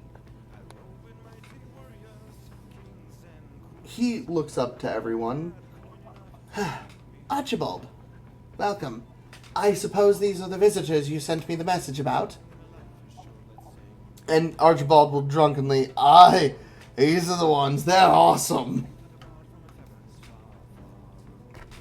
And Lux will stand up and bend down as far as he can and shake the very tiny hand of our dear Dr. Seuss. And he looks over. I'm sure you've all been informed. In 2 days' time, we're going to be ransacked. It's quite awful, in fact. Ransacked, pillaged, pilfered, destroyed by barbarity. It's not a good way to go. My dearest niece and her beloved deserve better. So I appreciate all of you coming. If there's anything I can do for you while you're here in these short times, I am a master artificer, a tinkerer for the ages. My skills know no bounds, so if I could do anything to help, please, just give me the information and I will go wild, he says, and a little jolt of lightning shoots from one fingertip as he says this. So, all of you are welcome to come and stay at my estate over in the District of Decadence. It's a very large property. Everyone will have their own room. You're free to be there as long as you like, and that is where the ceremony will be taking place.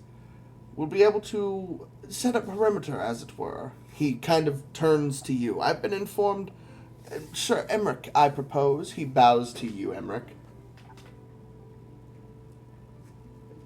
Yes, no need for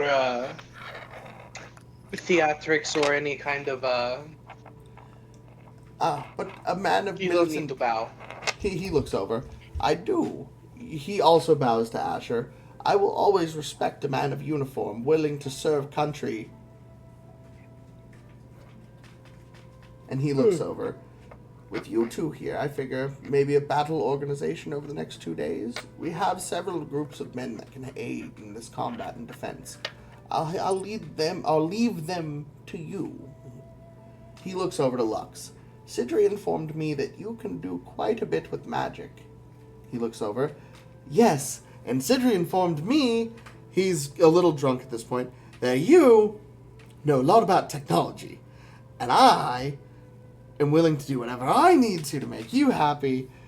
I have some stuff you could help me work on. He's very drunk. You guys actually haven't seen him this drunk. I natural one, by the way.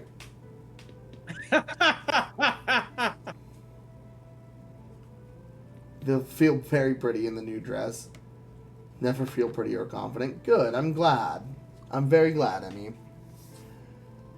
The doctor looks over. I'm fine with that. Sidri already explained getting to know you was going to be a bit of a scratch my back and scratch yours situation. Ha!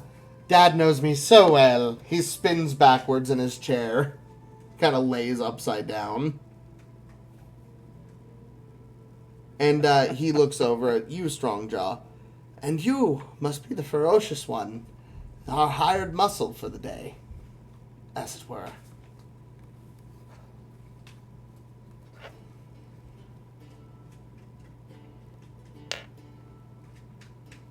Is Strongjaw there right now?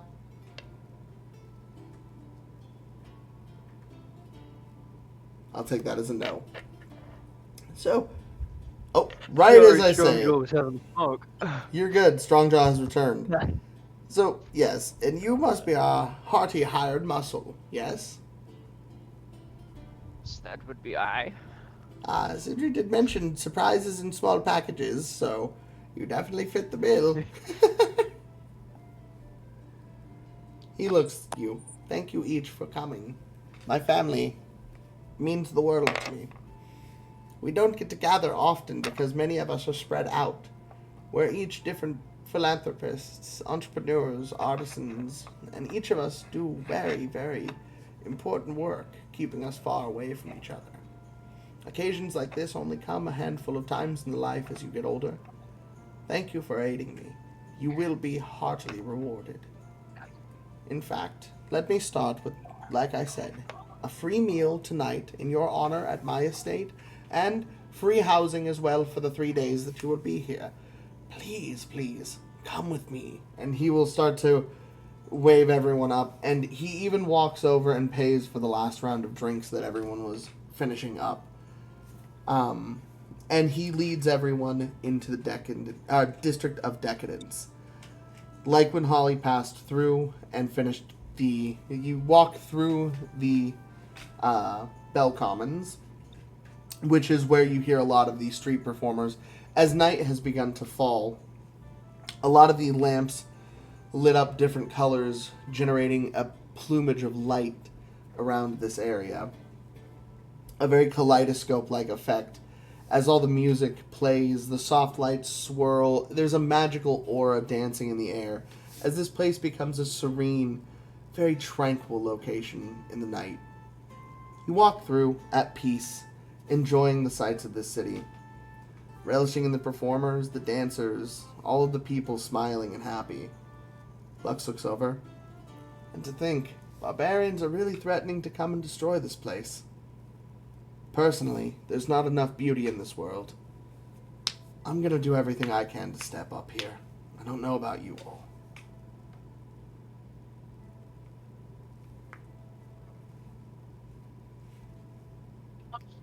As much as I like to fight, I also like somewhere to relax. In a weird way, the violent times make the beautiful places a little more beautiful, don't they? Only make you appreciate it more. Well, we get a chance to play aid in protecting something now.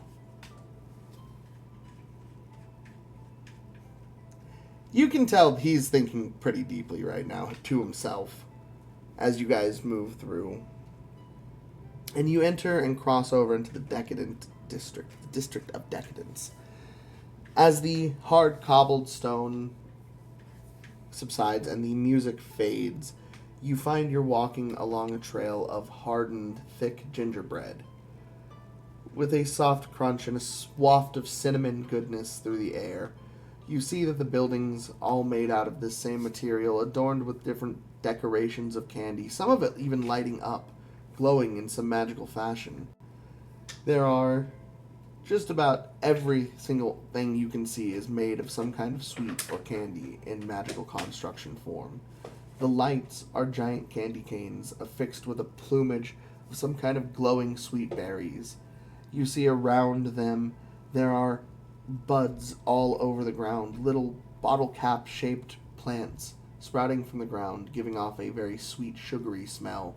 There's a large fountain made of that gingerbread material pouring out from different spouts in a kind of oval shape, 4 different spigots, all dressed as adorned cherubs, pouring out of a large container. And at the top of the fountain, you see in a gilded, glorious golden statue, the figure of a tall, lanky man with curled hair, a thin curled mustache, and a Wonka-like top hat. The Candyman himself, a fountain in his honor, spewing out what appears to be fruit punch. That's something. I've been waiting for the Candyman. Yeah. So, I wonder how he's doing lately.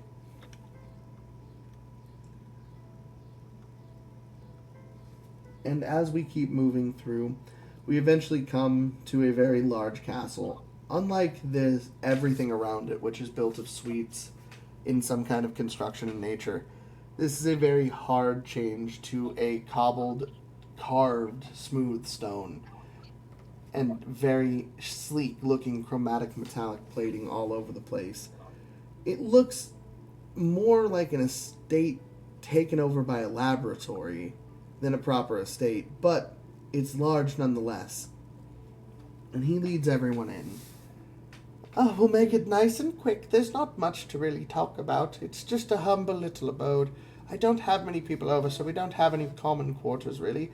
A living space you're free to use over there. He points out a nice little lounge adorned with white and blue furniture, large couches, a nice little fireplace, a small little drink lounge kind of thing. As you keep moving through, he points out the kitchen. It's very large, fully stocked. Please help yourself if you get hungry. And he leads each of you upstairs into the hallway. A large L-shaped bend off to the right leads through several sliding doors as they open. And as he passes the first one, Lady Amelia, this is yours for the night. And he points in, and you walk into all the rooms are going to look the same. So picture all of the furniture being a white kind of silvery metal. The bed being really large and soft looking, very fluffy style bed if you were. And large pillows. It looks like it's made to fit just about any size it could, even with something like a bugbear in mind. So for a normal sized person, it is quite large. Emmy is very happy. I'm glad you're happy, Emmy. So, everyone gets shown to the rooms. Amelia closest to the stairs. Ascher, you're just next to her. Lux, just next to that. Strongjaw, you're just down the hall in the next room. And Emrick, you are the furthest down, closest to where the communal bathrooms are. And he looks over.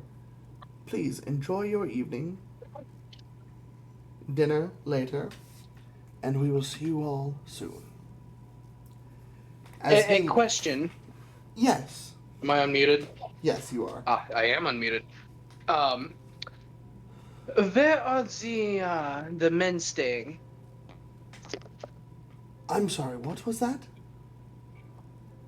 Where are the men staying, though? This is the ones who are going to... Oh, they haven't... The ones who are going to fight alongside us. Yes. They haven't arrived yet. They'll be here soon. Sometime by morning, I've been told. We'll get you acquainted then. They'll get right to work immediately after. Okay. And Lux will grab his bag of holding and leave most of his other stuff behind, save for his spell book and his magical pin. And he will look at the doctor. I want to see your lab, as he kind of jauntily marches down the stairs. Yes, we're getting. And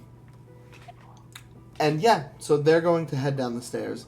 I will see you all in a bit for dinner.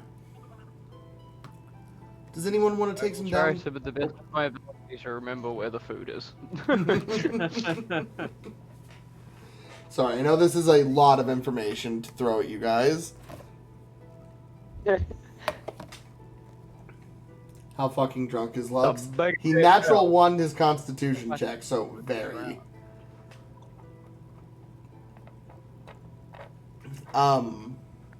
What did you say? I should take drunk Lux to go talk to the spiders.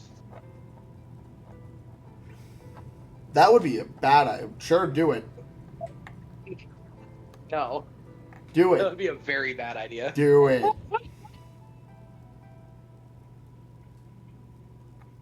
No.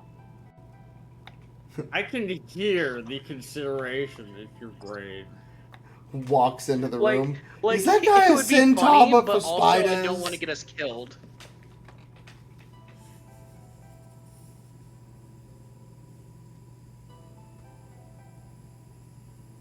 Because I feel like that would get us killed. Well, we're not exploring that option, so you wouldn't know. So yeah, does anyone want to go and do anything right now? You have about 2 hours of downtime before dinner. You said the Candyman was close by, right? His flagship store is somewhere in this area, is what you've been told.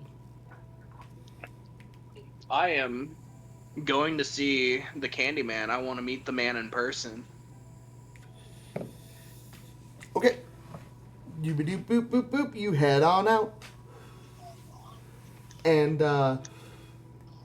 as Emrick goes to leave, you guys, what do you want to do? Amilia, Strongjaw, Ascher.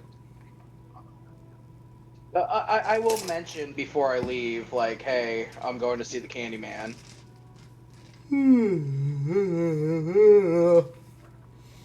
No, you just leave. Abruptly, dramatically, with a flip of your hair. Golden, long, and glorious. Emrick's hair is not golden. I know. Emmy said hi, by the way, pig.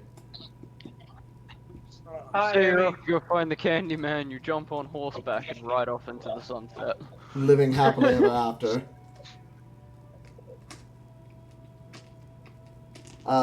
So, okay. Emrick goes to find the Candyman. What does everyone else want to do? I wanted to go where the food was in this dude's fucking house. So you immediately head straight back to the kitchen. Go fucking sneak around if I can find anything. Do you wish to stealth? I just fucking stealth to the kitchen. Do you want to? You can. Yeah, sure, why not? Okay, go ahead and roll me a All I stealth can imagine check. is. All I can imagine is Strongjaw in the place of Kronk when he's fucking trying to sneak around in plain sight.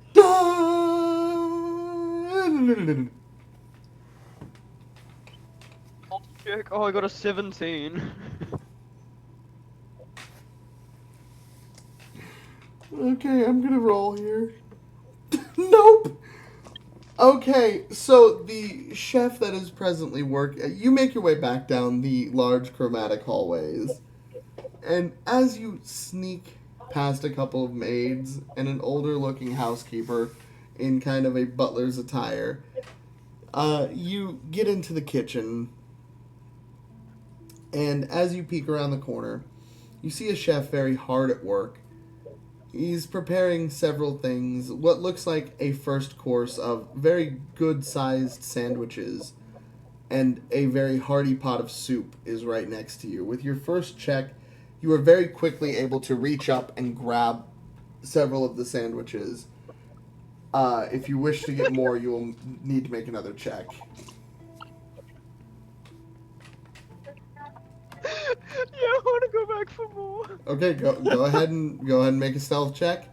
I will let you know with each of these, the check will get slightly harder. My God.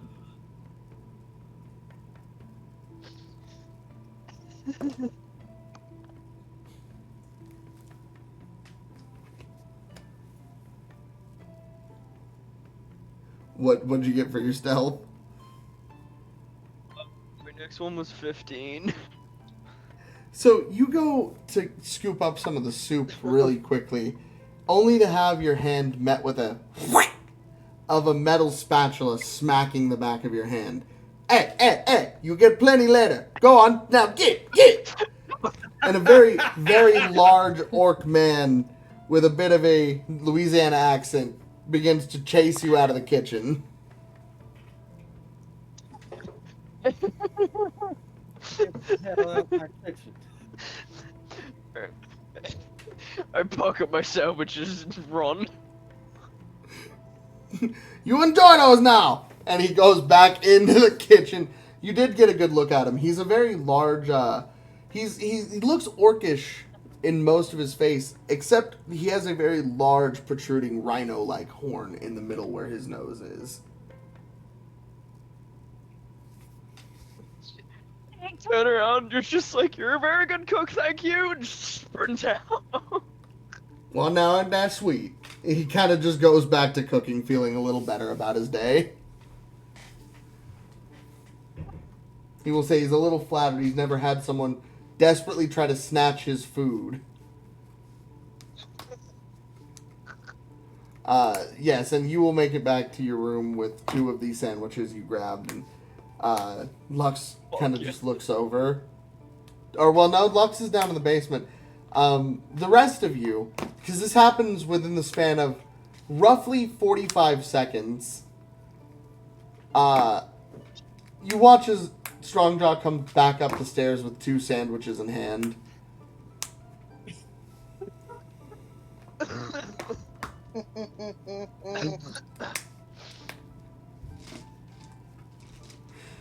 Oh, I love D&D. Oh.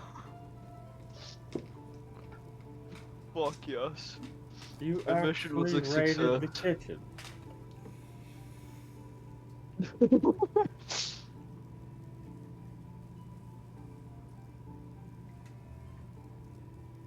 A lack of response. Yeah, Strongjaw has food. They are happy. And when you unwrap the sandwich, the first sandwich, you get a very hearty, delicious smell of what smells like sautéed crab. You look down, and it appears on a big artisan-style buttered roll. There is crab meat, some kind of chunked celery, a dressing on top of that, tomatoes, and a couple of pickles wedged in there. And when you take that first bite, oh, it's just so packed with flavor. You almost feel like you're sitting on a beach enjoying it. It's so good with seafood richness.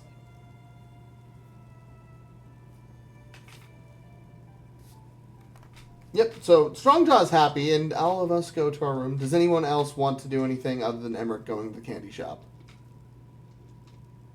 I'm gonna play with my badger. Okay. I still haven't gotten the alchemy materials that I needed. No, you have not. Okay, Holly, your badger is chasing its own tail on the bed right now. Ascher, no, you have not gone supply shopping yet.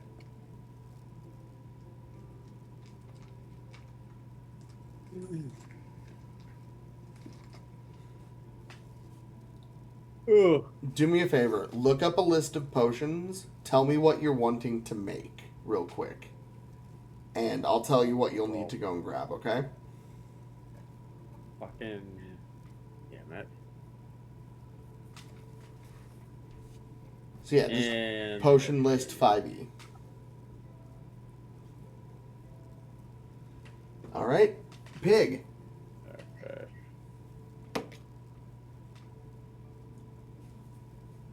Pig! Sorry.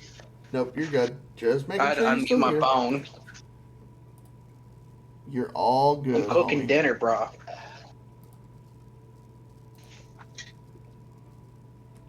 Ooh, that's good. Alright, so I'm making my way downtown, walking fast, trying to find candy.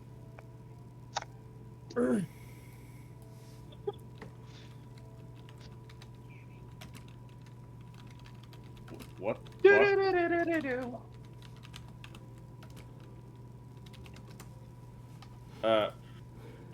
Piggy, go ahead and roll me What? a D100.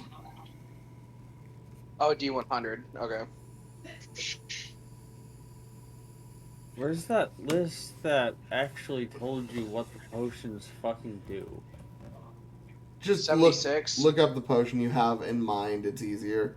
76, you said? Yeah.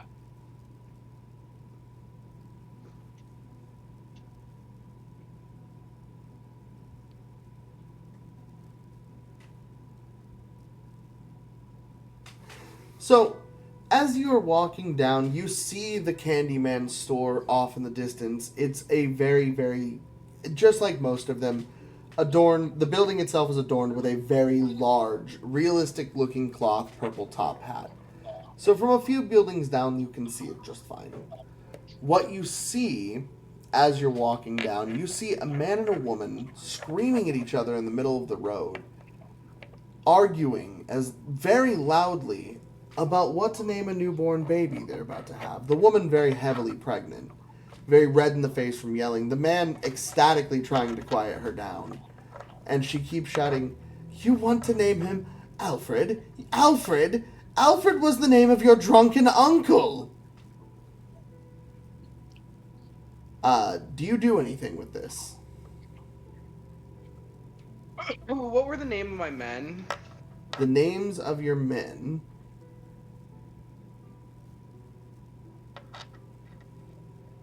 Adrian Charles... The ones that I just recently learned that have, Walter are not Monroe, around. Walter Monroe, Adrian Charles, Harvey Klein, and Malcolm Klein.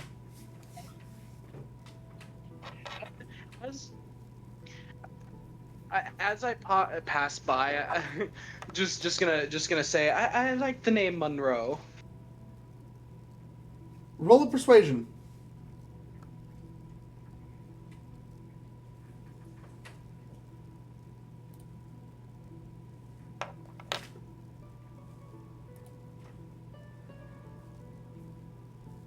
Let me know what you get.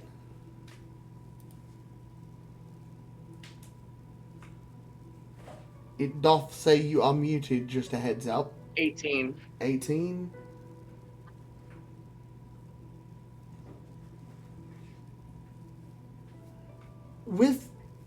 When you say this, her red face begins to dim. The brightness begins to dim in her cheeks a little bit. Her eyes go from frantic to a calmer, more rationalized look. She looks over to you. What did you say?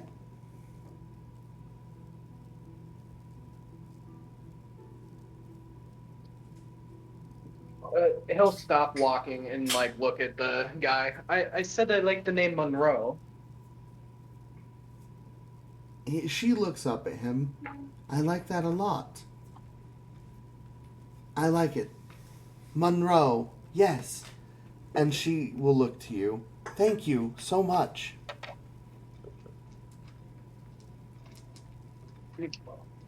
Always happy to help. And he'll just keep strolling on. As you run past, or begin to move on, the man runs quickly to your side and grabs your hand a little forcefully, but shakes it with both hands clasping over it, and he says, "Thank you so much." And he, with a very desperate, thankful look, he slides his hand back, and in your hand is 5 gold pieces. He will immediately hand those back. The man is off already running down. He is far off. You would have to chase him. Oh, well then, no, he'll just kind of look at it and shrug like, oh, okay. Huh. And with that, you walk into the Candyman's store. He looks at you. Oh! Well, you're an interesting dressed fellow. You see a very lanky, tall man in a very stylized, bespoke-style pinstriped purple and white suit, adorned with a very bright purple top hat, which is about a foot tall. Very curled beard, all ginger in color, and rosy cheeks, very bright blue eyes, and he smiles. It's a pleasure to meet you, my friend. Welcome to the Candy Emporium. How can I help you?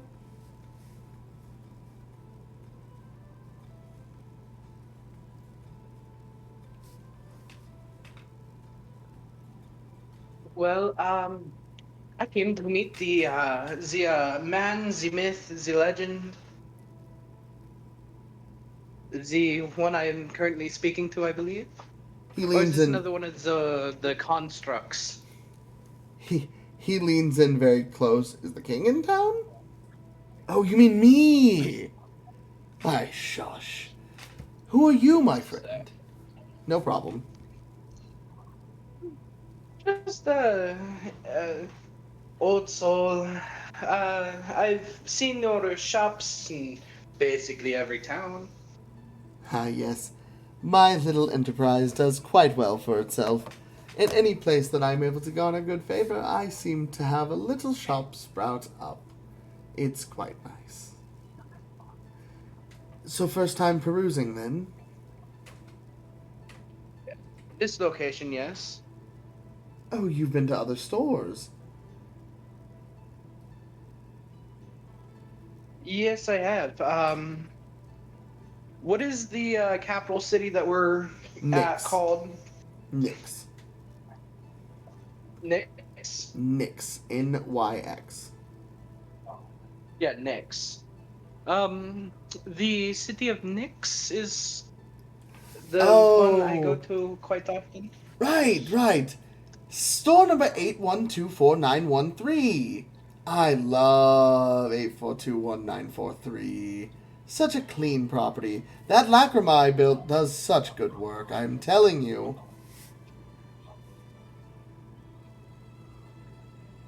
Yes, it does. Figured out your favorite characters. Like I Oh, said, I was coming here to meet the actual Candyman. Like, those are simulacrum, aren't they? well. Roll Arcana to see if you would understand what a simulacrum is. Oh, okay. I just heard the word lacrum. I thought he had said simulacrum. He said lacrum, not simulacrum. Okay. Okay. Let me give an Arcana.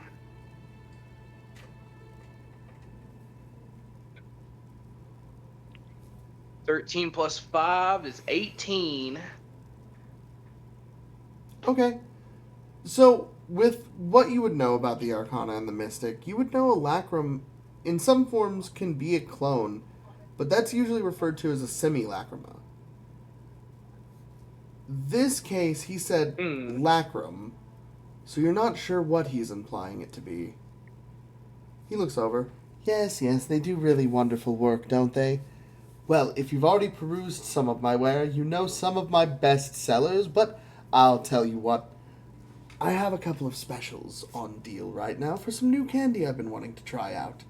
So, I'll make the selection nice and easy for you. Bespoke, as it were. What do you need? Healing? Combat? A little movement? What would your benefit be, my friend? And as he says this, you watch a large amount of jars begin to shift by themselves. As with your eyes being more magically inclined, you see the shimmering outline of, and you know this spell because Lux has used it a few times already in front of you, phantom servants lifting and bringing jars around. They're shaped like Oompa Loompas, by the way! God. What are? The phantom servants are shaped like Oompa Loompas without legs. They're just little floating Oompa Loompas. They're floating. Well, do you have anything that, I am guarding the, city in a few days to,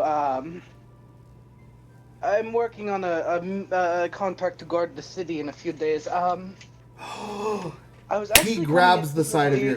try to... As you are talking, he grabs the side of your helmet. Shh. You're the one Sidri has sent, yes? He smiles very big. Yes. The one that Sidri has sent. Tell me what you need. It will be waiting at the estate immediately. I am here to help as well. This is my home. The decadent district that you see before you is of my own design. There's no way in hell I'm letting it come to siege. I was looking for a quarter, maybe, possibly, if you had the supplies. I would want enough something that with the combat capabilities. I know your candy does wonders to people. Don't eat too much. Bad things will happen. He kind of, with the finger wag. I know, but a bulk order, at least one to give to each of our city's defenders. This I can do, but it's going to cost. We have roughly 150 men showing up. Let's see. If we gave them each 3-piece starter packs, which is the easiest way to go at a discount, I'll do it at a loss of 4 gold per candy. And you watch as a ethereal calculator forms in front of him, and he's punching numbers. If we do this, this, this, and this, and a custom order for our dear General here, yes, I think that will do nicely. He crushes the calculator and sends it as a scroll out into the candy shop, and you watch as several of the servants begin to gather up supplies and put them into a large chest. He looks over to you. My friend, give me a half a day's time, and these will be waiting for you right at the estate of the dear doctor. Rest assured, but an order like this is going to cost. Now, Sidri didn't talk about covering payments. Sidri didn't request my aid in this. I plan to offer as limited aid as I can without endangering the citizens, but for right now, if you wish for my supplies, well, it's going to run you roughly, and he will hold out the receipt, 5,000 gold.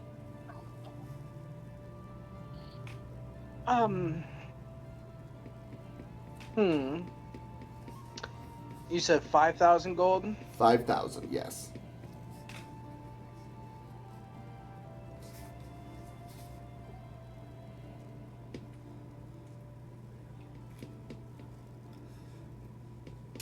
I'm not counting Lux because it's too obvious. Top 3, not counting Lux, are Strongjaw, Emrick, and Ascher.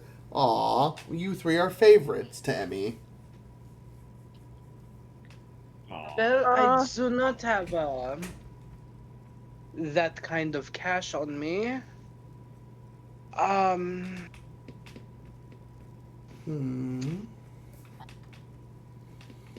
Let's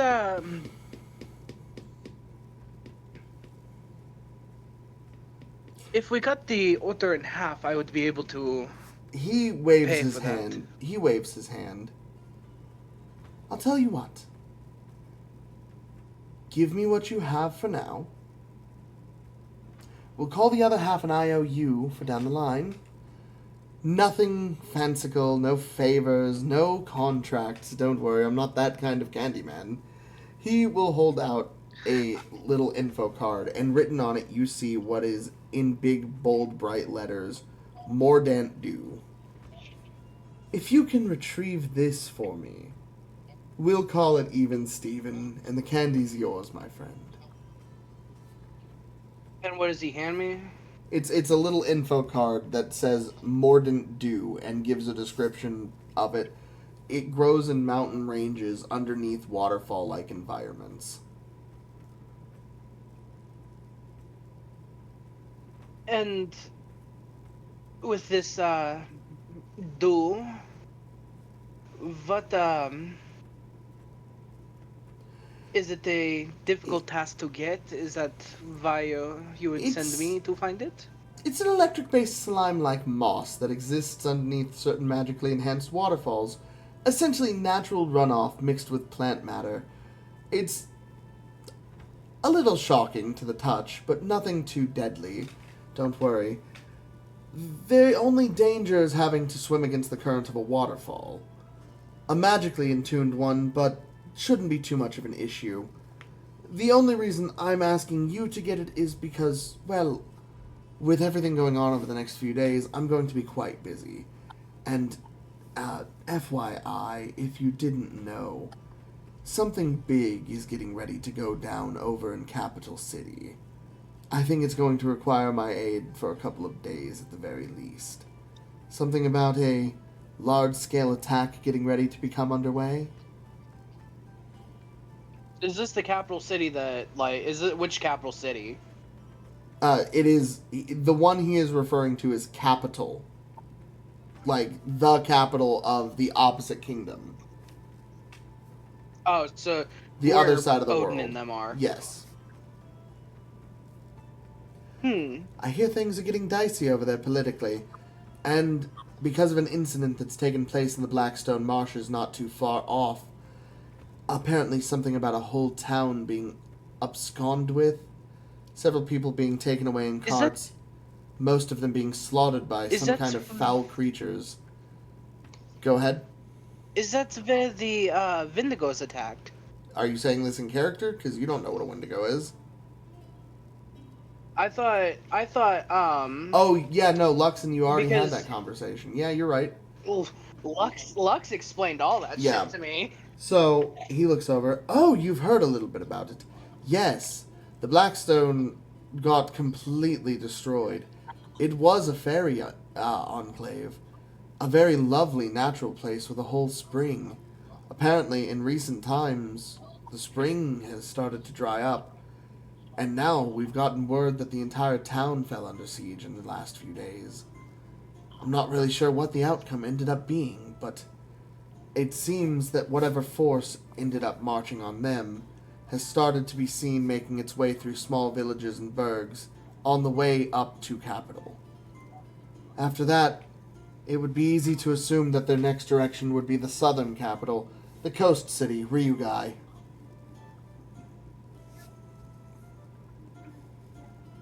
Well, let's just hope the bear tree and fairies can take care of that. My friend, you may be more well-traveled than you know. What do you know of my other friends? Tell me.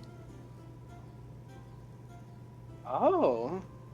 Well, I'm traveling with one of their brothers. Oh. I don't know much. Well, that would explain your insight information. Insight and information, I would say. Tell you what, if he could fill me in on anything that I might be missing, I might huck a discount your way after the fact. Come see me. He winks to you. Otherwise, your order is placed. I Go ahead. do have some information that you might actually... You're very well connected, aren't you? Yes, I am. How? Why do you ask? Would you like my autograph? Well...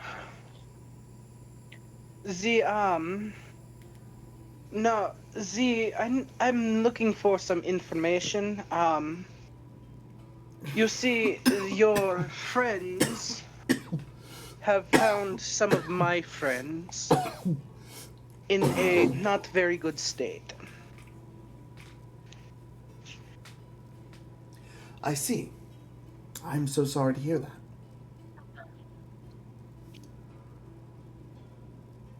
What would you know? It's probably something secret that you might not even know about, but taking somebody. He looks around. Are we in like are there people around? At the moment, there's several people, perusing.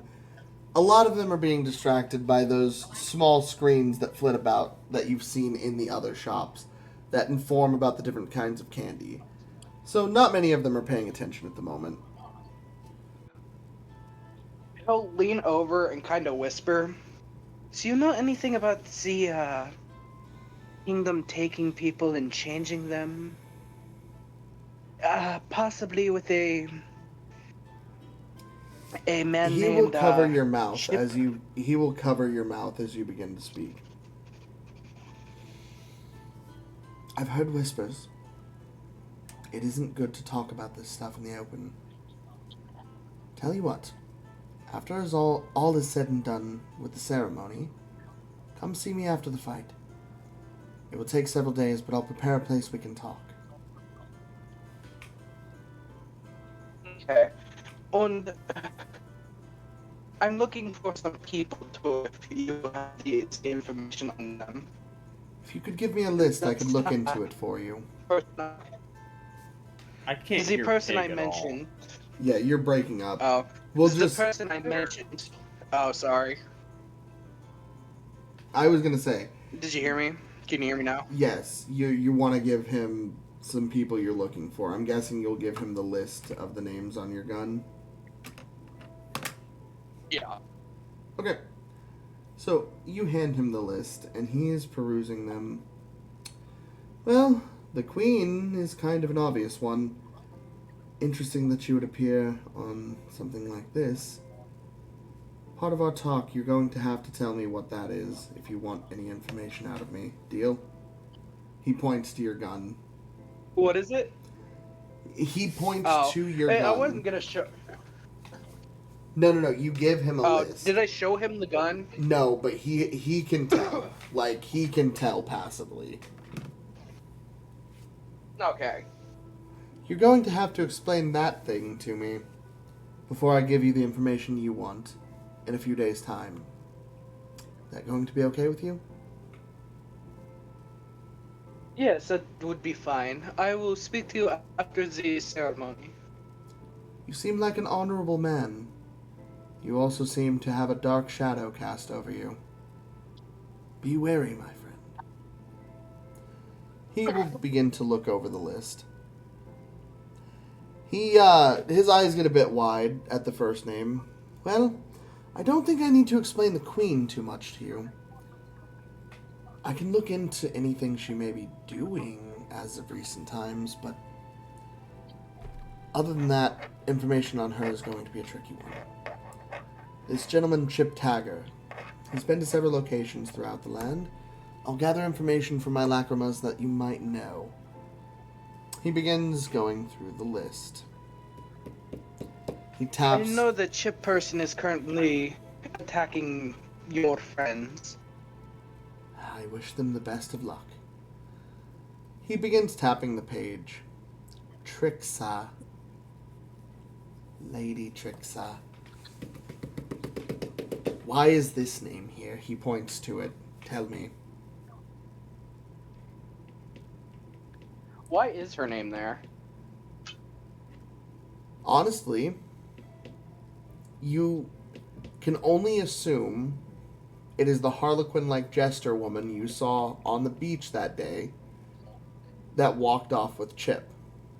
That is the only conclusion that Emrick has been able to come to. Well, they are working with Chip. She is a very dangerous Dark Guild leader presently. There is a Dark Order.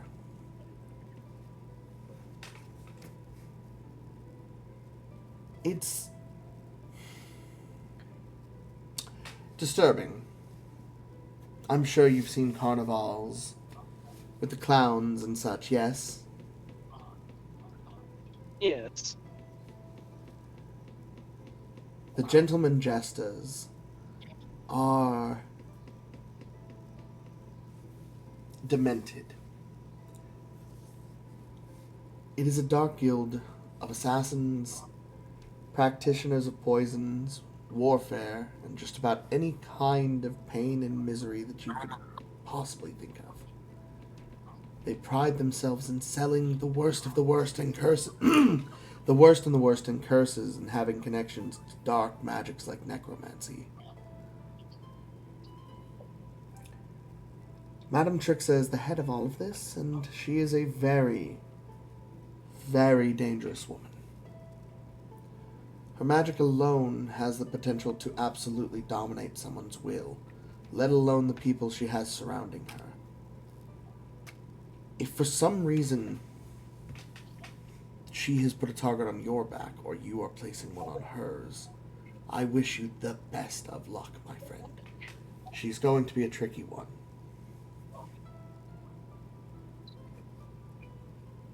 Okay. But we can speak about this after the ceremonies. That I can speak about in the open. It's the other thing I won't. He scrolls through the list again, and the Bandit King. Luck may be on your favor, my friend. He will be leading the charge. It's his Clawfoot division that's coming. The Claw-Footed General, as they call him, should be leading the charge. You may get your wish to face him.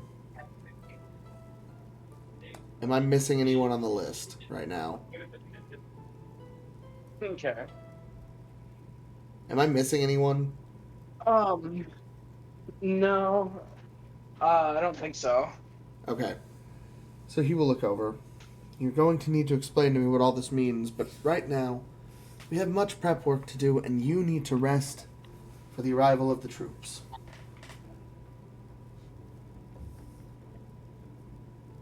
And with that, everyone, he will send you out of the shop. Much paperwork to do over this processing. Get back to me if you manage to get any mordant dew, please. And he will wave you off with a tilt of his hat as it is getting late into the night. And the echoes of crickets are now, as the streets begin to empty out. You still hear the soft music playing not too far away from the Bell District as you begin to make your march back, as shops start to dim their lights and candles for the night. We will do one more check for you real quick, as the rest of you... Yes. Everyone is called down for dinner.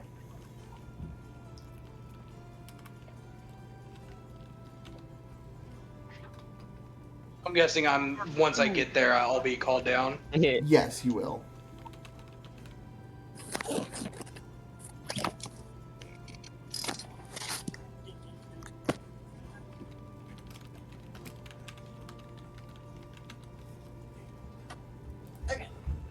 And yeah, as Emrick, you arrive, they usher you in. But before that, we're going to do one more of these because they've just been dumb.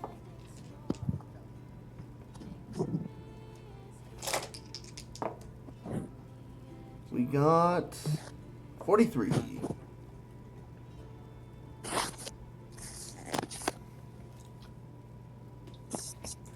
You see a small group of children, about 6 of them, kicking a ball back and forth, laughing and having a good time as you walk past.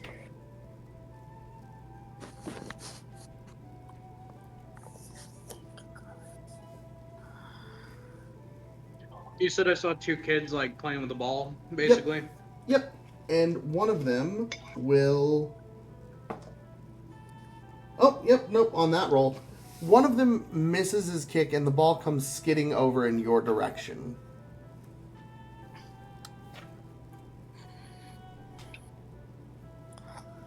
He'll just kick the ball back, like, softly.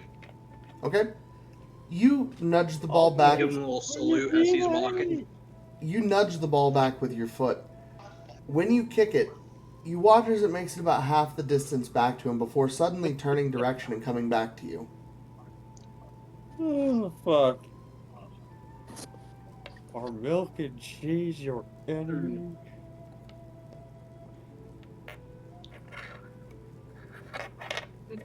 It stops at your feet. He'll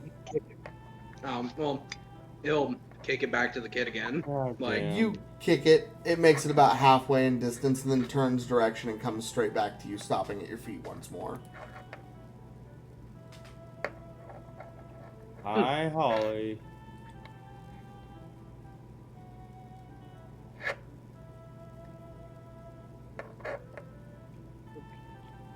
Is your ball magically inclined? None of the children speak. Roll a percent. Actually, no. One of the children speaks in a language that you... Do you speak Celestial? Let me check. Celestial, eh? Are these God's children? I do speak Celestial. Okay, you do speak Celestial. So, in a resounding, non-childlike voice in the slightest, you hear, it has chosen you. Be well with the blessing, my son. And all 4 children evaporate into a mist of gold. He says... What did it say? He says, it has chosen you. Be well with this blessing, my son, as they all evaporate into a mist of gold. Oh.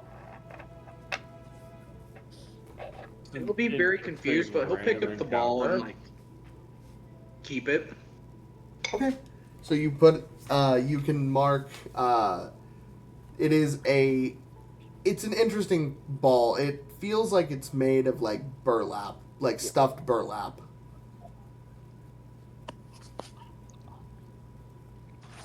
Okay. Yep, so you'll go ahead and mark that on your inventory. Yeah, you make it back and are greeted by everyone for dinner.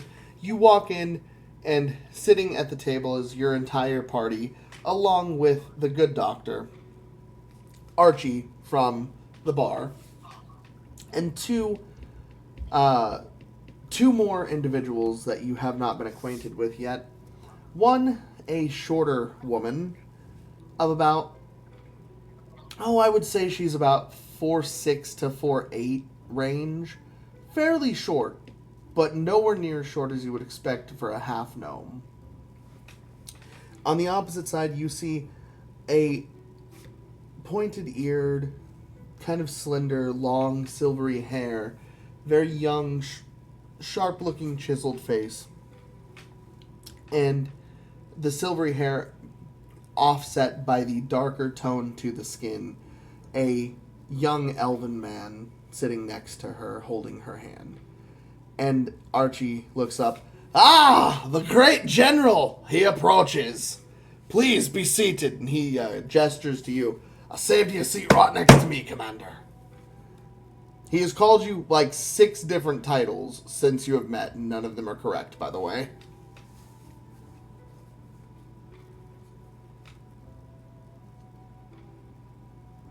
Actually, I thought I was a general. Oh yeah, you did get promoted, didn't you? Mm-mm. Yeah, so, everyone is, you guys are eating a very hearty meal. It's a full course meal, a lovely spiced seafood gumbo, and the sandwiches, which I described earlier that Strongjaw had snatched for the first course. The second course, a very, very hearty and filling style, deep style casserole. It's got a good, healthy, hearty portion of beef chunks throughout it, a marinated gravy-like sauce on top of breading and some evenly portioned out dumplings. On top of that, crisped up a mound of vegetables that are all tossed into the casserole-like dish. It is delectable, and everyone gains 15 temporary hit points for the next 3 days.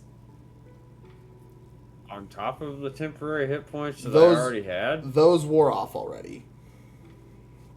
Those wore off already? Yes, you have 15 temporary hit points right now. These will last literally 3 days. And the ceremony is in 2 days. Okay.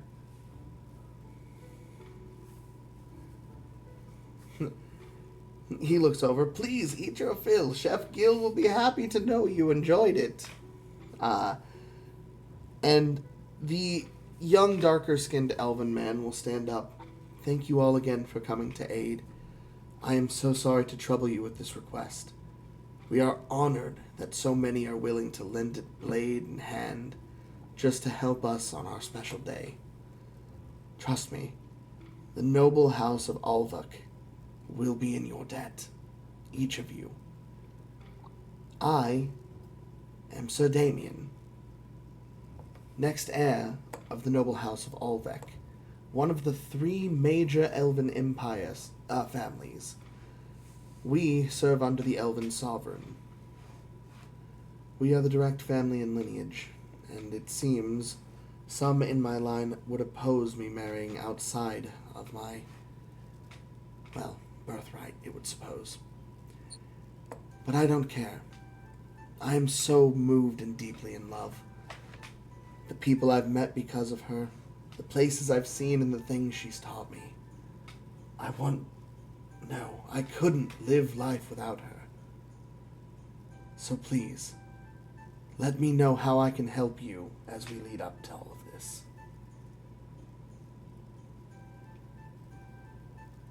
And he will sit back down and raise a glass to all of you. Cheers, and thank you again, my friends. And all of the others will raise a glass and begin to drink.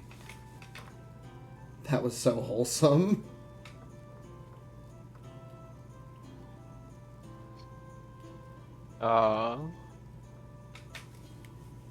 Cool. I will raise glass with them. Yep, Lux will as well.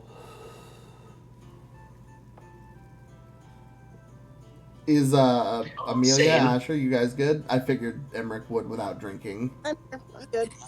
Uh-huh. Okay. So everyone cheers and enjoys the night. The others will arrive in the morning, Archie says. When they do, it will be time to start prepping battle plans. So wake up, have a great breakfast. Chef Gil, like I said, great man. Go talk to him. He'll get you something hearty to start the day. Question for those of you that plan to fight without too much of the strategy aspect. Would anyone care for a warm-up tomorrow?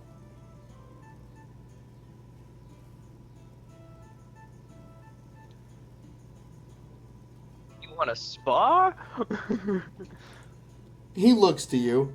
Oi, I might only be about a head taller than you, but I'd give you a run for your little money. But not me. Not me. I may only be a head shorter than you, but I'll give you a run for your money. You've been requested. He points to the two of you. The Fighters Association, Palestrale. Apparently you put on quite a show at the arena the other day.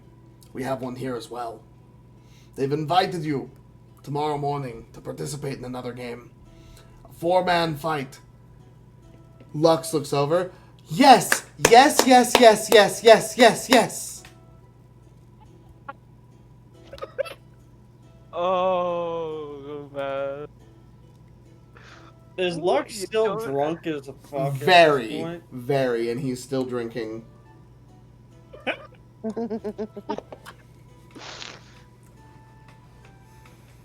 Alright, boys, looks like we've gotten another arena fight. Woo! Round 2. So who's participating? He says.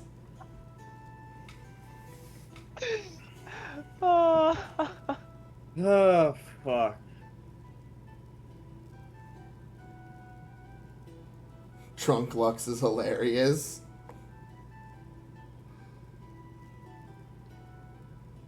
Just best luck. God. I just need to start remembering to fucking loot everything we cut the head off of at this point. So Lux looks over. So it's going to be the 4 of you, and I will cheer on from the stands because I'm your goodest luck charm. Oh, your goodest Lux charm. And he just smiles at all of That you. was so bad. Asher just face palms in disapproval. There's a very loud clang.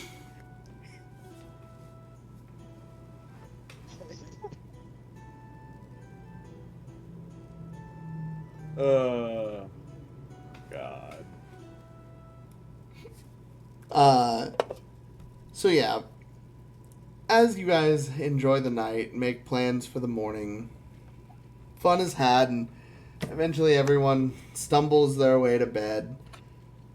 You know, everyone spends the night peacefully. How does anyone want to do anything before they go to bed? Lux is going to very, very rapidly stumble up the stairs a couple of times before he stops and looks up and goes, "What am I doing?" And he snaps his fingers and begins to float. And he just begins to very slowly float to his room.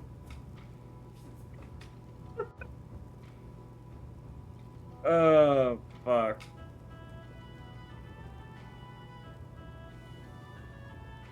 So dumb.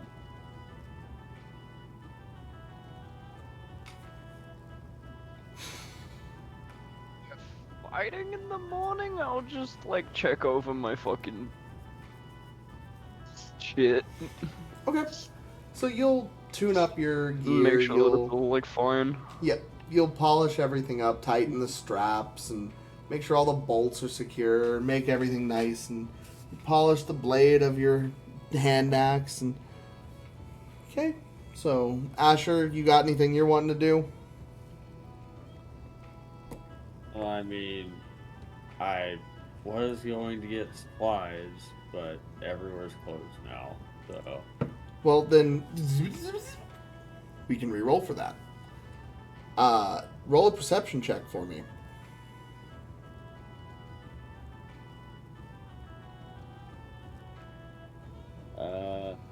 So you will step out into the night and go and find a shop, one of the few that's still open. There are still shops, so go ahead. Well, that was a shit roll. So, as you... It was Lux's decision. It was Lux's decision.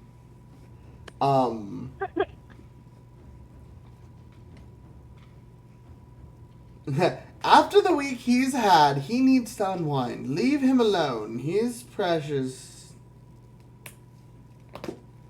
You're yelling at him for a week.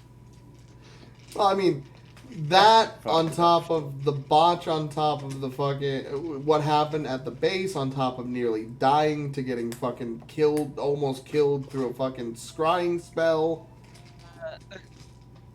Leaving you at 14 fucking health. Getting death threats from someone from his past. Yeah, no, he's had a rough... Oh, also finding out that his childhood friend is dead. That's not fun.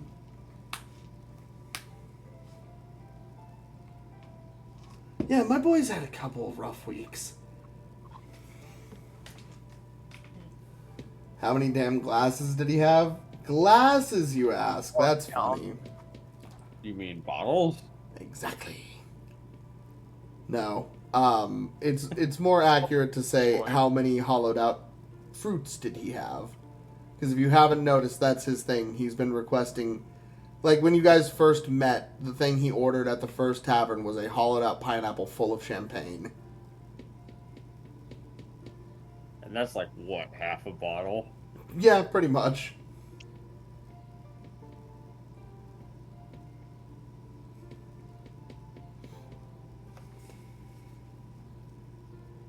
But, with my perception, that's a fucking 12. So... Sorry, I'm back. What's going on? Lux is very drunk. Everyone's heading to bed. Asher is going to look for a alchemist shop. And you have to wander quite a while. You wander through the top of the Bell Ward, over past the walled edges of the Beacon District, where all the high-class citizens are living. As you get past, you walk through the Temple Ward. As you do, you see a very, very large temple-style monastery adorned with the symbol of every single monk order that you know that exists presently to date, as well as some that you didn't even know were still operating. You'll keep that location in mind as you continue through into the ruin ward, and what you find is a dimly lit alleyway smelling heavy of incense that leads out into this sprawling market of various wizards at different stands, older or interesting looking creatures, no problem. And as you pass through, you see what appears to be a green kobold wearing a very loose fitting dark jacket. He looks up at you. What can I do for you? You see around him supplies of different kinds for potion making and various things along those lines. What are you wanting to make?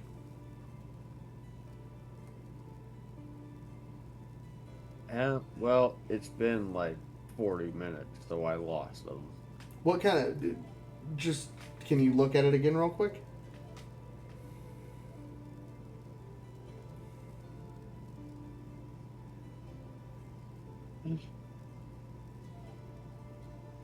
Let's see.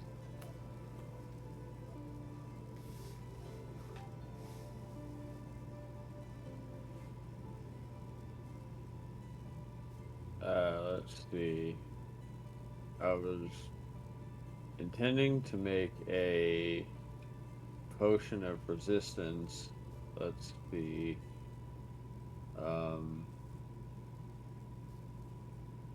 A potion of clairvoyance.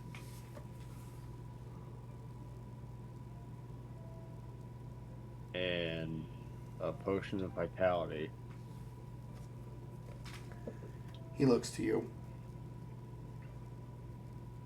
I can do nothing with this vitality one. I am no healer. I specialize in mystical magicus, but not healing. You want clairvoyance, you want divinity. I can give you shining starlight in a bottle. He begins to move several ingredients around, pulling 3 vials out on the table. These, in 12 days of brewing, 3 potions of clairvoyance. 1,000 gold.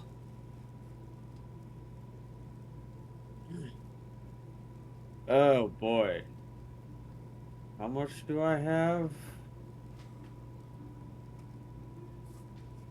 Literally every NPC sounds sketch. What do you mean?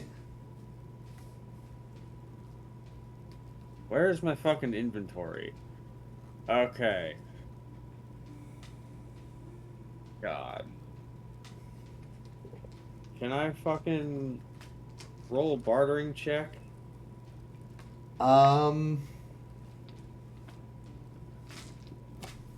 Let's see. Because that's a lot. What in do my you case. What do you say to you will begin to haggle. What do you say?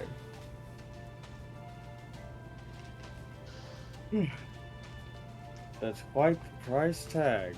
Yet I'd also like to leave here with a little bit of coin in my pocket. How about we barter a bit? Never thought I'd see the day when the noble knight was bartering for a spare pocket coin.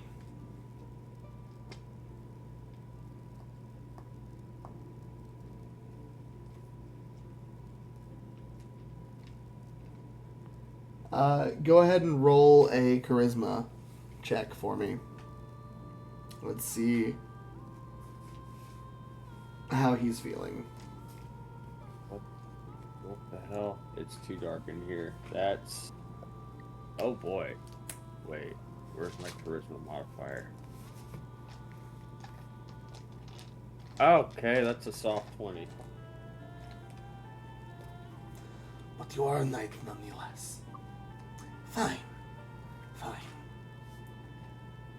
I'll tell you what. 750. One-time discount. You just spread the word. Remember, Edmonds, goods and bobs. Best alchemist so in town. Tell everyone. 750. Yes?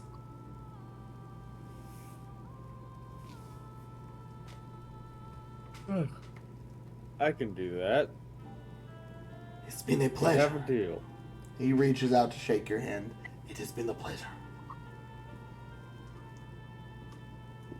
I will shake his hand and take the surprise. And he will take the gold from you, and you will remove 750 gold from your inventory. And you can spend the first part of your night beginning the process of brewing the clairvoyancy potions. You will get 3 uses of them, and once they are ready, I will send you the descriptions of them. Okay, hang on. 22, 38 minus 750 is 1488. Got it. And you will get back to, set up all of your potion equipment and everything. Holly, are you there? Yep. Roll a D100 for me. D100. Yep.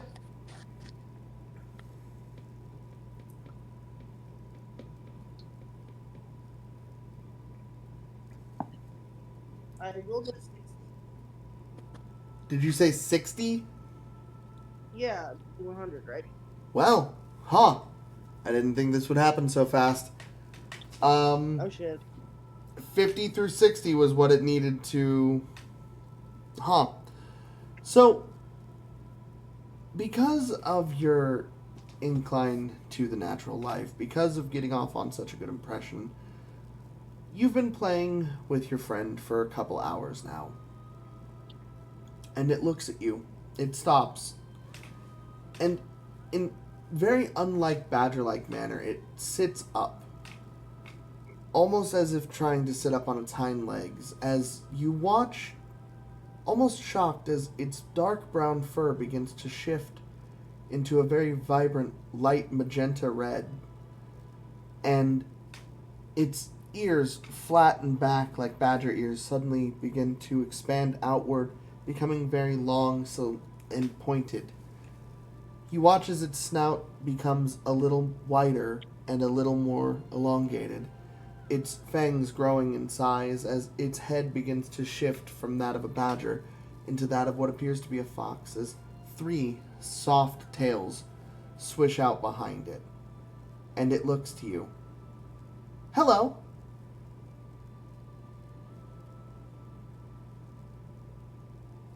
Huh? So, he reaches up both paws and touches you on the head. In an instant, you feel an overwhelmingly warm sensation hit you from head to toe, and you are gifted with the knowledge. He's a kitsune, a small shape-shifting fox-like creature that can speak. This one is very, very weak in state. Most, if not larger ones, can become human-like. He was picked up by a shop owner and too scared to do anything about getting away. You freed him. He's really grateful. And he wants to be your friend.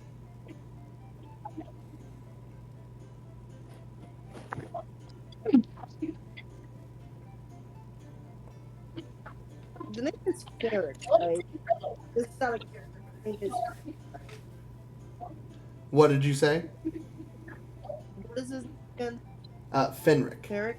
Fenric. Fenric. Okay. So your name is Fenric?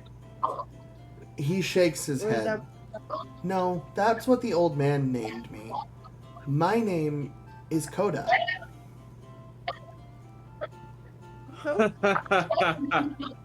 What a coincidence.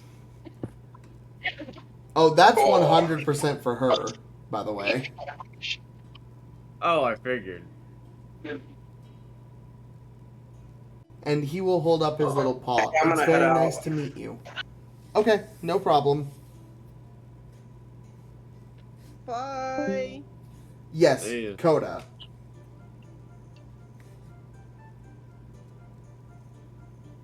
How did you get into the shopkeeper's wrap? If you don't mind me asking. There was a really bad storm that blew through the countryside a while back.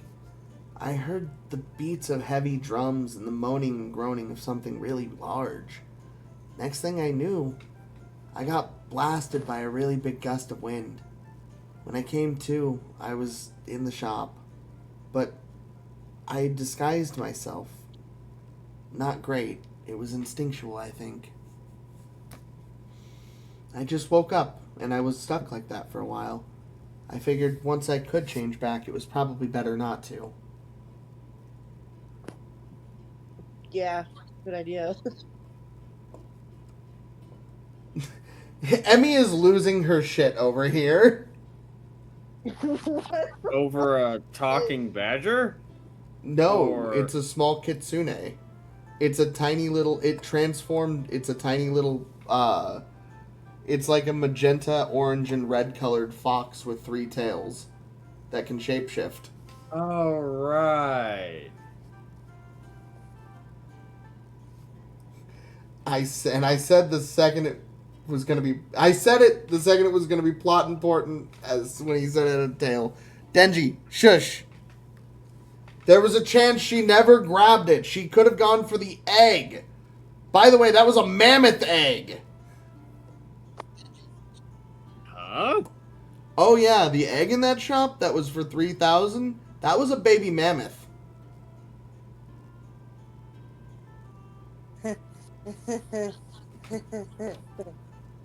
I don't know how that works. Cool. I did not have enough money for it. I just knew I could get the badger. Well, honestly, sometimes the most mundane things can be hidden little surprises. Ironically, I had to roll 3 checks. What would the third one have been? the third one was an owl. And here's how this worked. The badger was described mundanely to kind of throw her off of maybe picking it. The owl I described very regally. That one was supposed to be the appealing one. And the egg's only appeal was its price was expensive. So obviously it must have been cool by that logic. Did I throw everyone off when I said badger? Honestly, you did throw me off. I thought you were going to go with the owl. The owl was just a normal owl. I figured you picked the fucking badger because the American badgers are just fucking evil.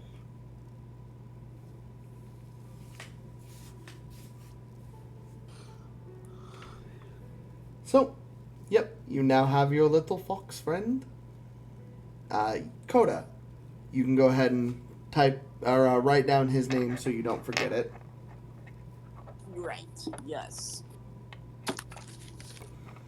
So that's happening. Ascher, you're nearby because you're just on the door next to Amelia's. So at some point in the night, I'm assuming you would hear something akin to. What, a giddy screech? Something along those lines, yeah. Emmy's just over here doing grabby hands. She wants it. God. Can I draw the little fox? I love drawing foxes. Yes, you can draw the little kitsune. That's fine.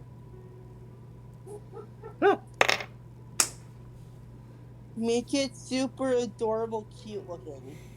We I need don't it. have to. Go ahead.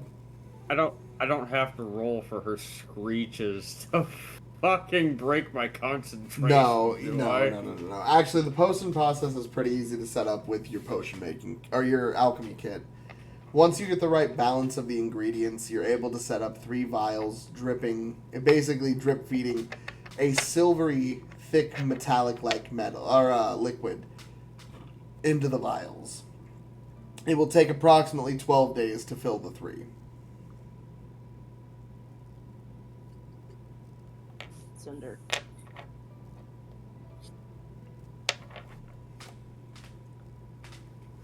And, yeah. I want you to know, clairvoyancy potions are usually 1,000 a pop, by the way. So you got these at quite a discount for buying them raw and taking your time.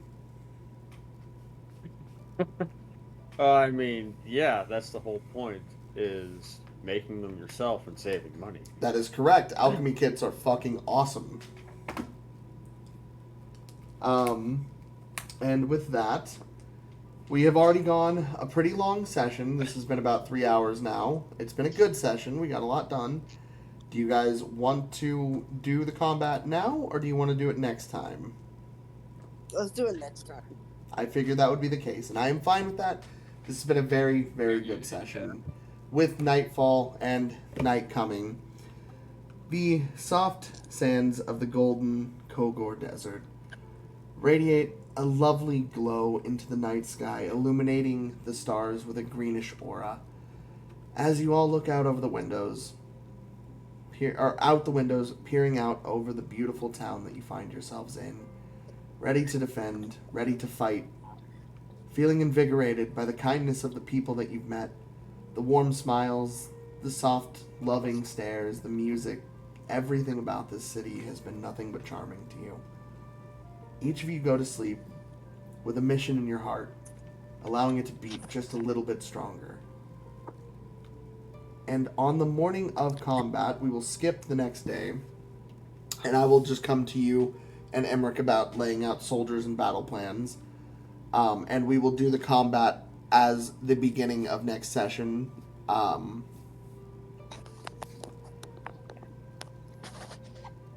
We will skip to the third day because of your guys' experiences here, because of how you're feeling so far. Right now, I will say, each of you has 1 charge of invigoration. Presently, that does nothing for you, but depending on how many you have on the third day, it will determine how you start this battle. I will say, the more you do to raise morale, the more you do to invigorate the men that you're about to fight with, the more you can do to really seize this day, the better off you're going to be for it. Your efforts in this next session are important. Think long and hard about what you want to do next, for we have a very, very big battle coming, and I cannot wait. As for right now, though, that is our session of Morningstar for the evening, everyone. Ladies, gentlemen, boys, and girls, this has been an amazing episode 12. The artisan city of Glorian has definitely been a great kickoff to this arc. I cannot wait for next Thursday. I love you all. We're not done here on stream, but for the YouTube, we are done. It's been a pleasure having you guys. We'll see you again from the Dawnbreak crew. We love y'all, and I'll see y'all very soon.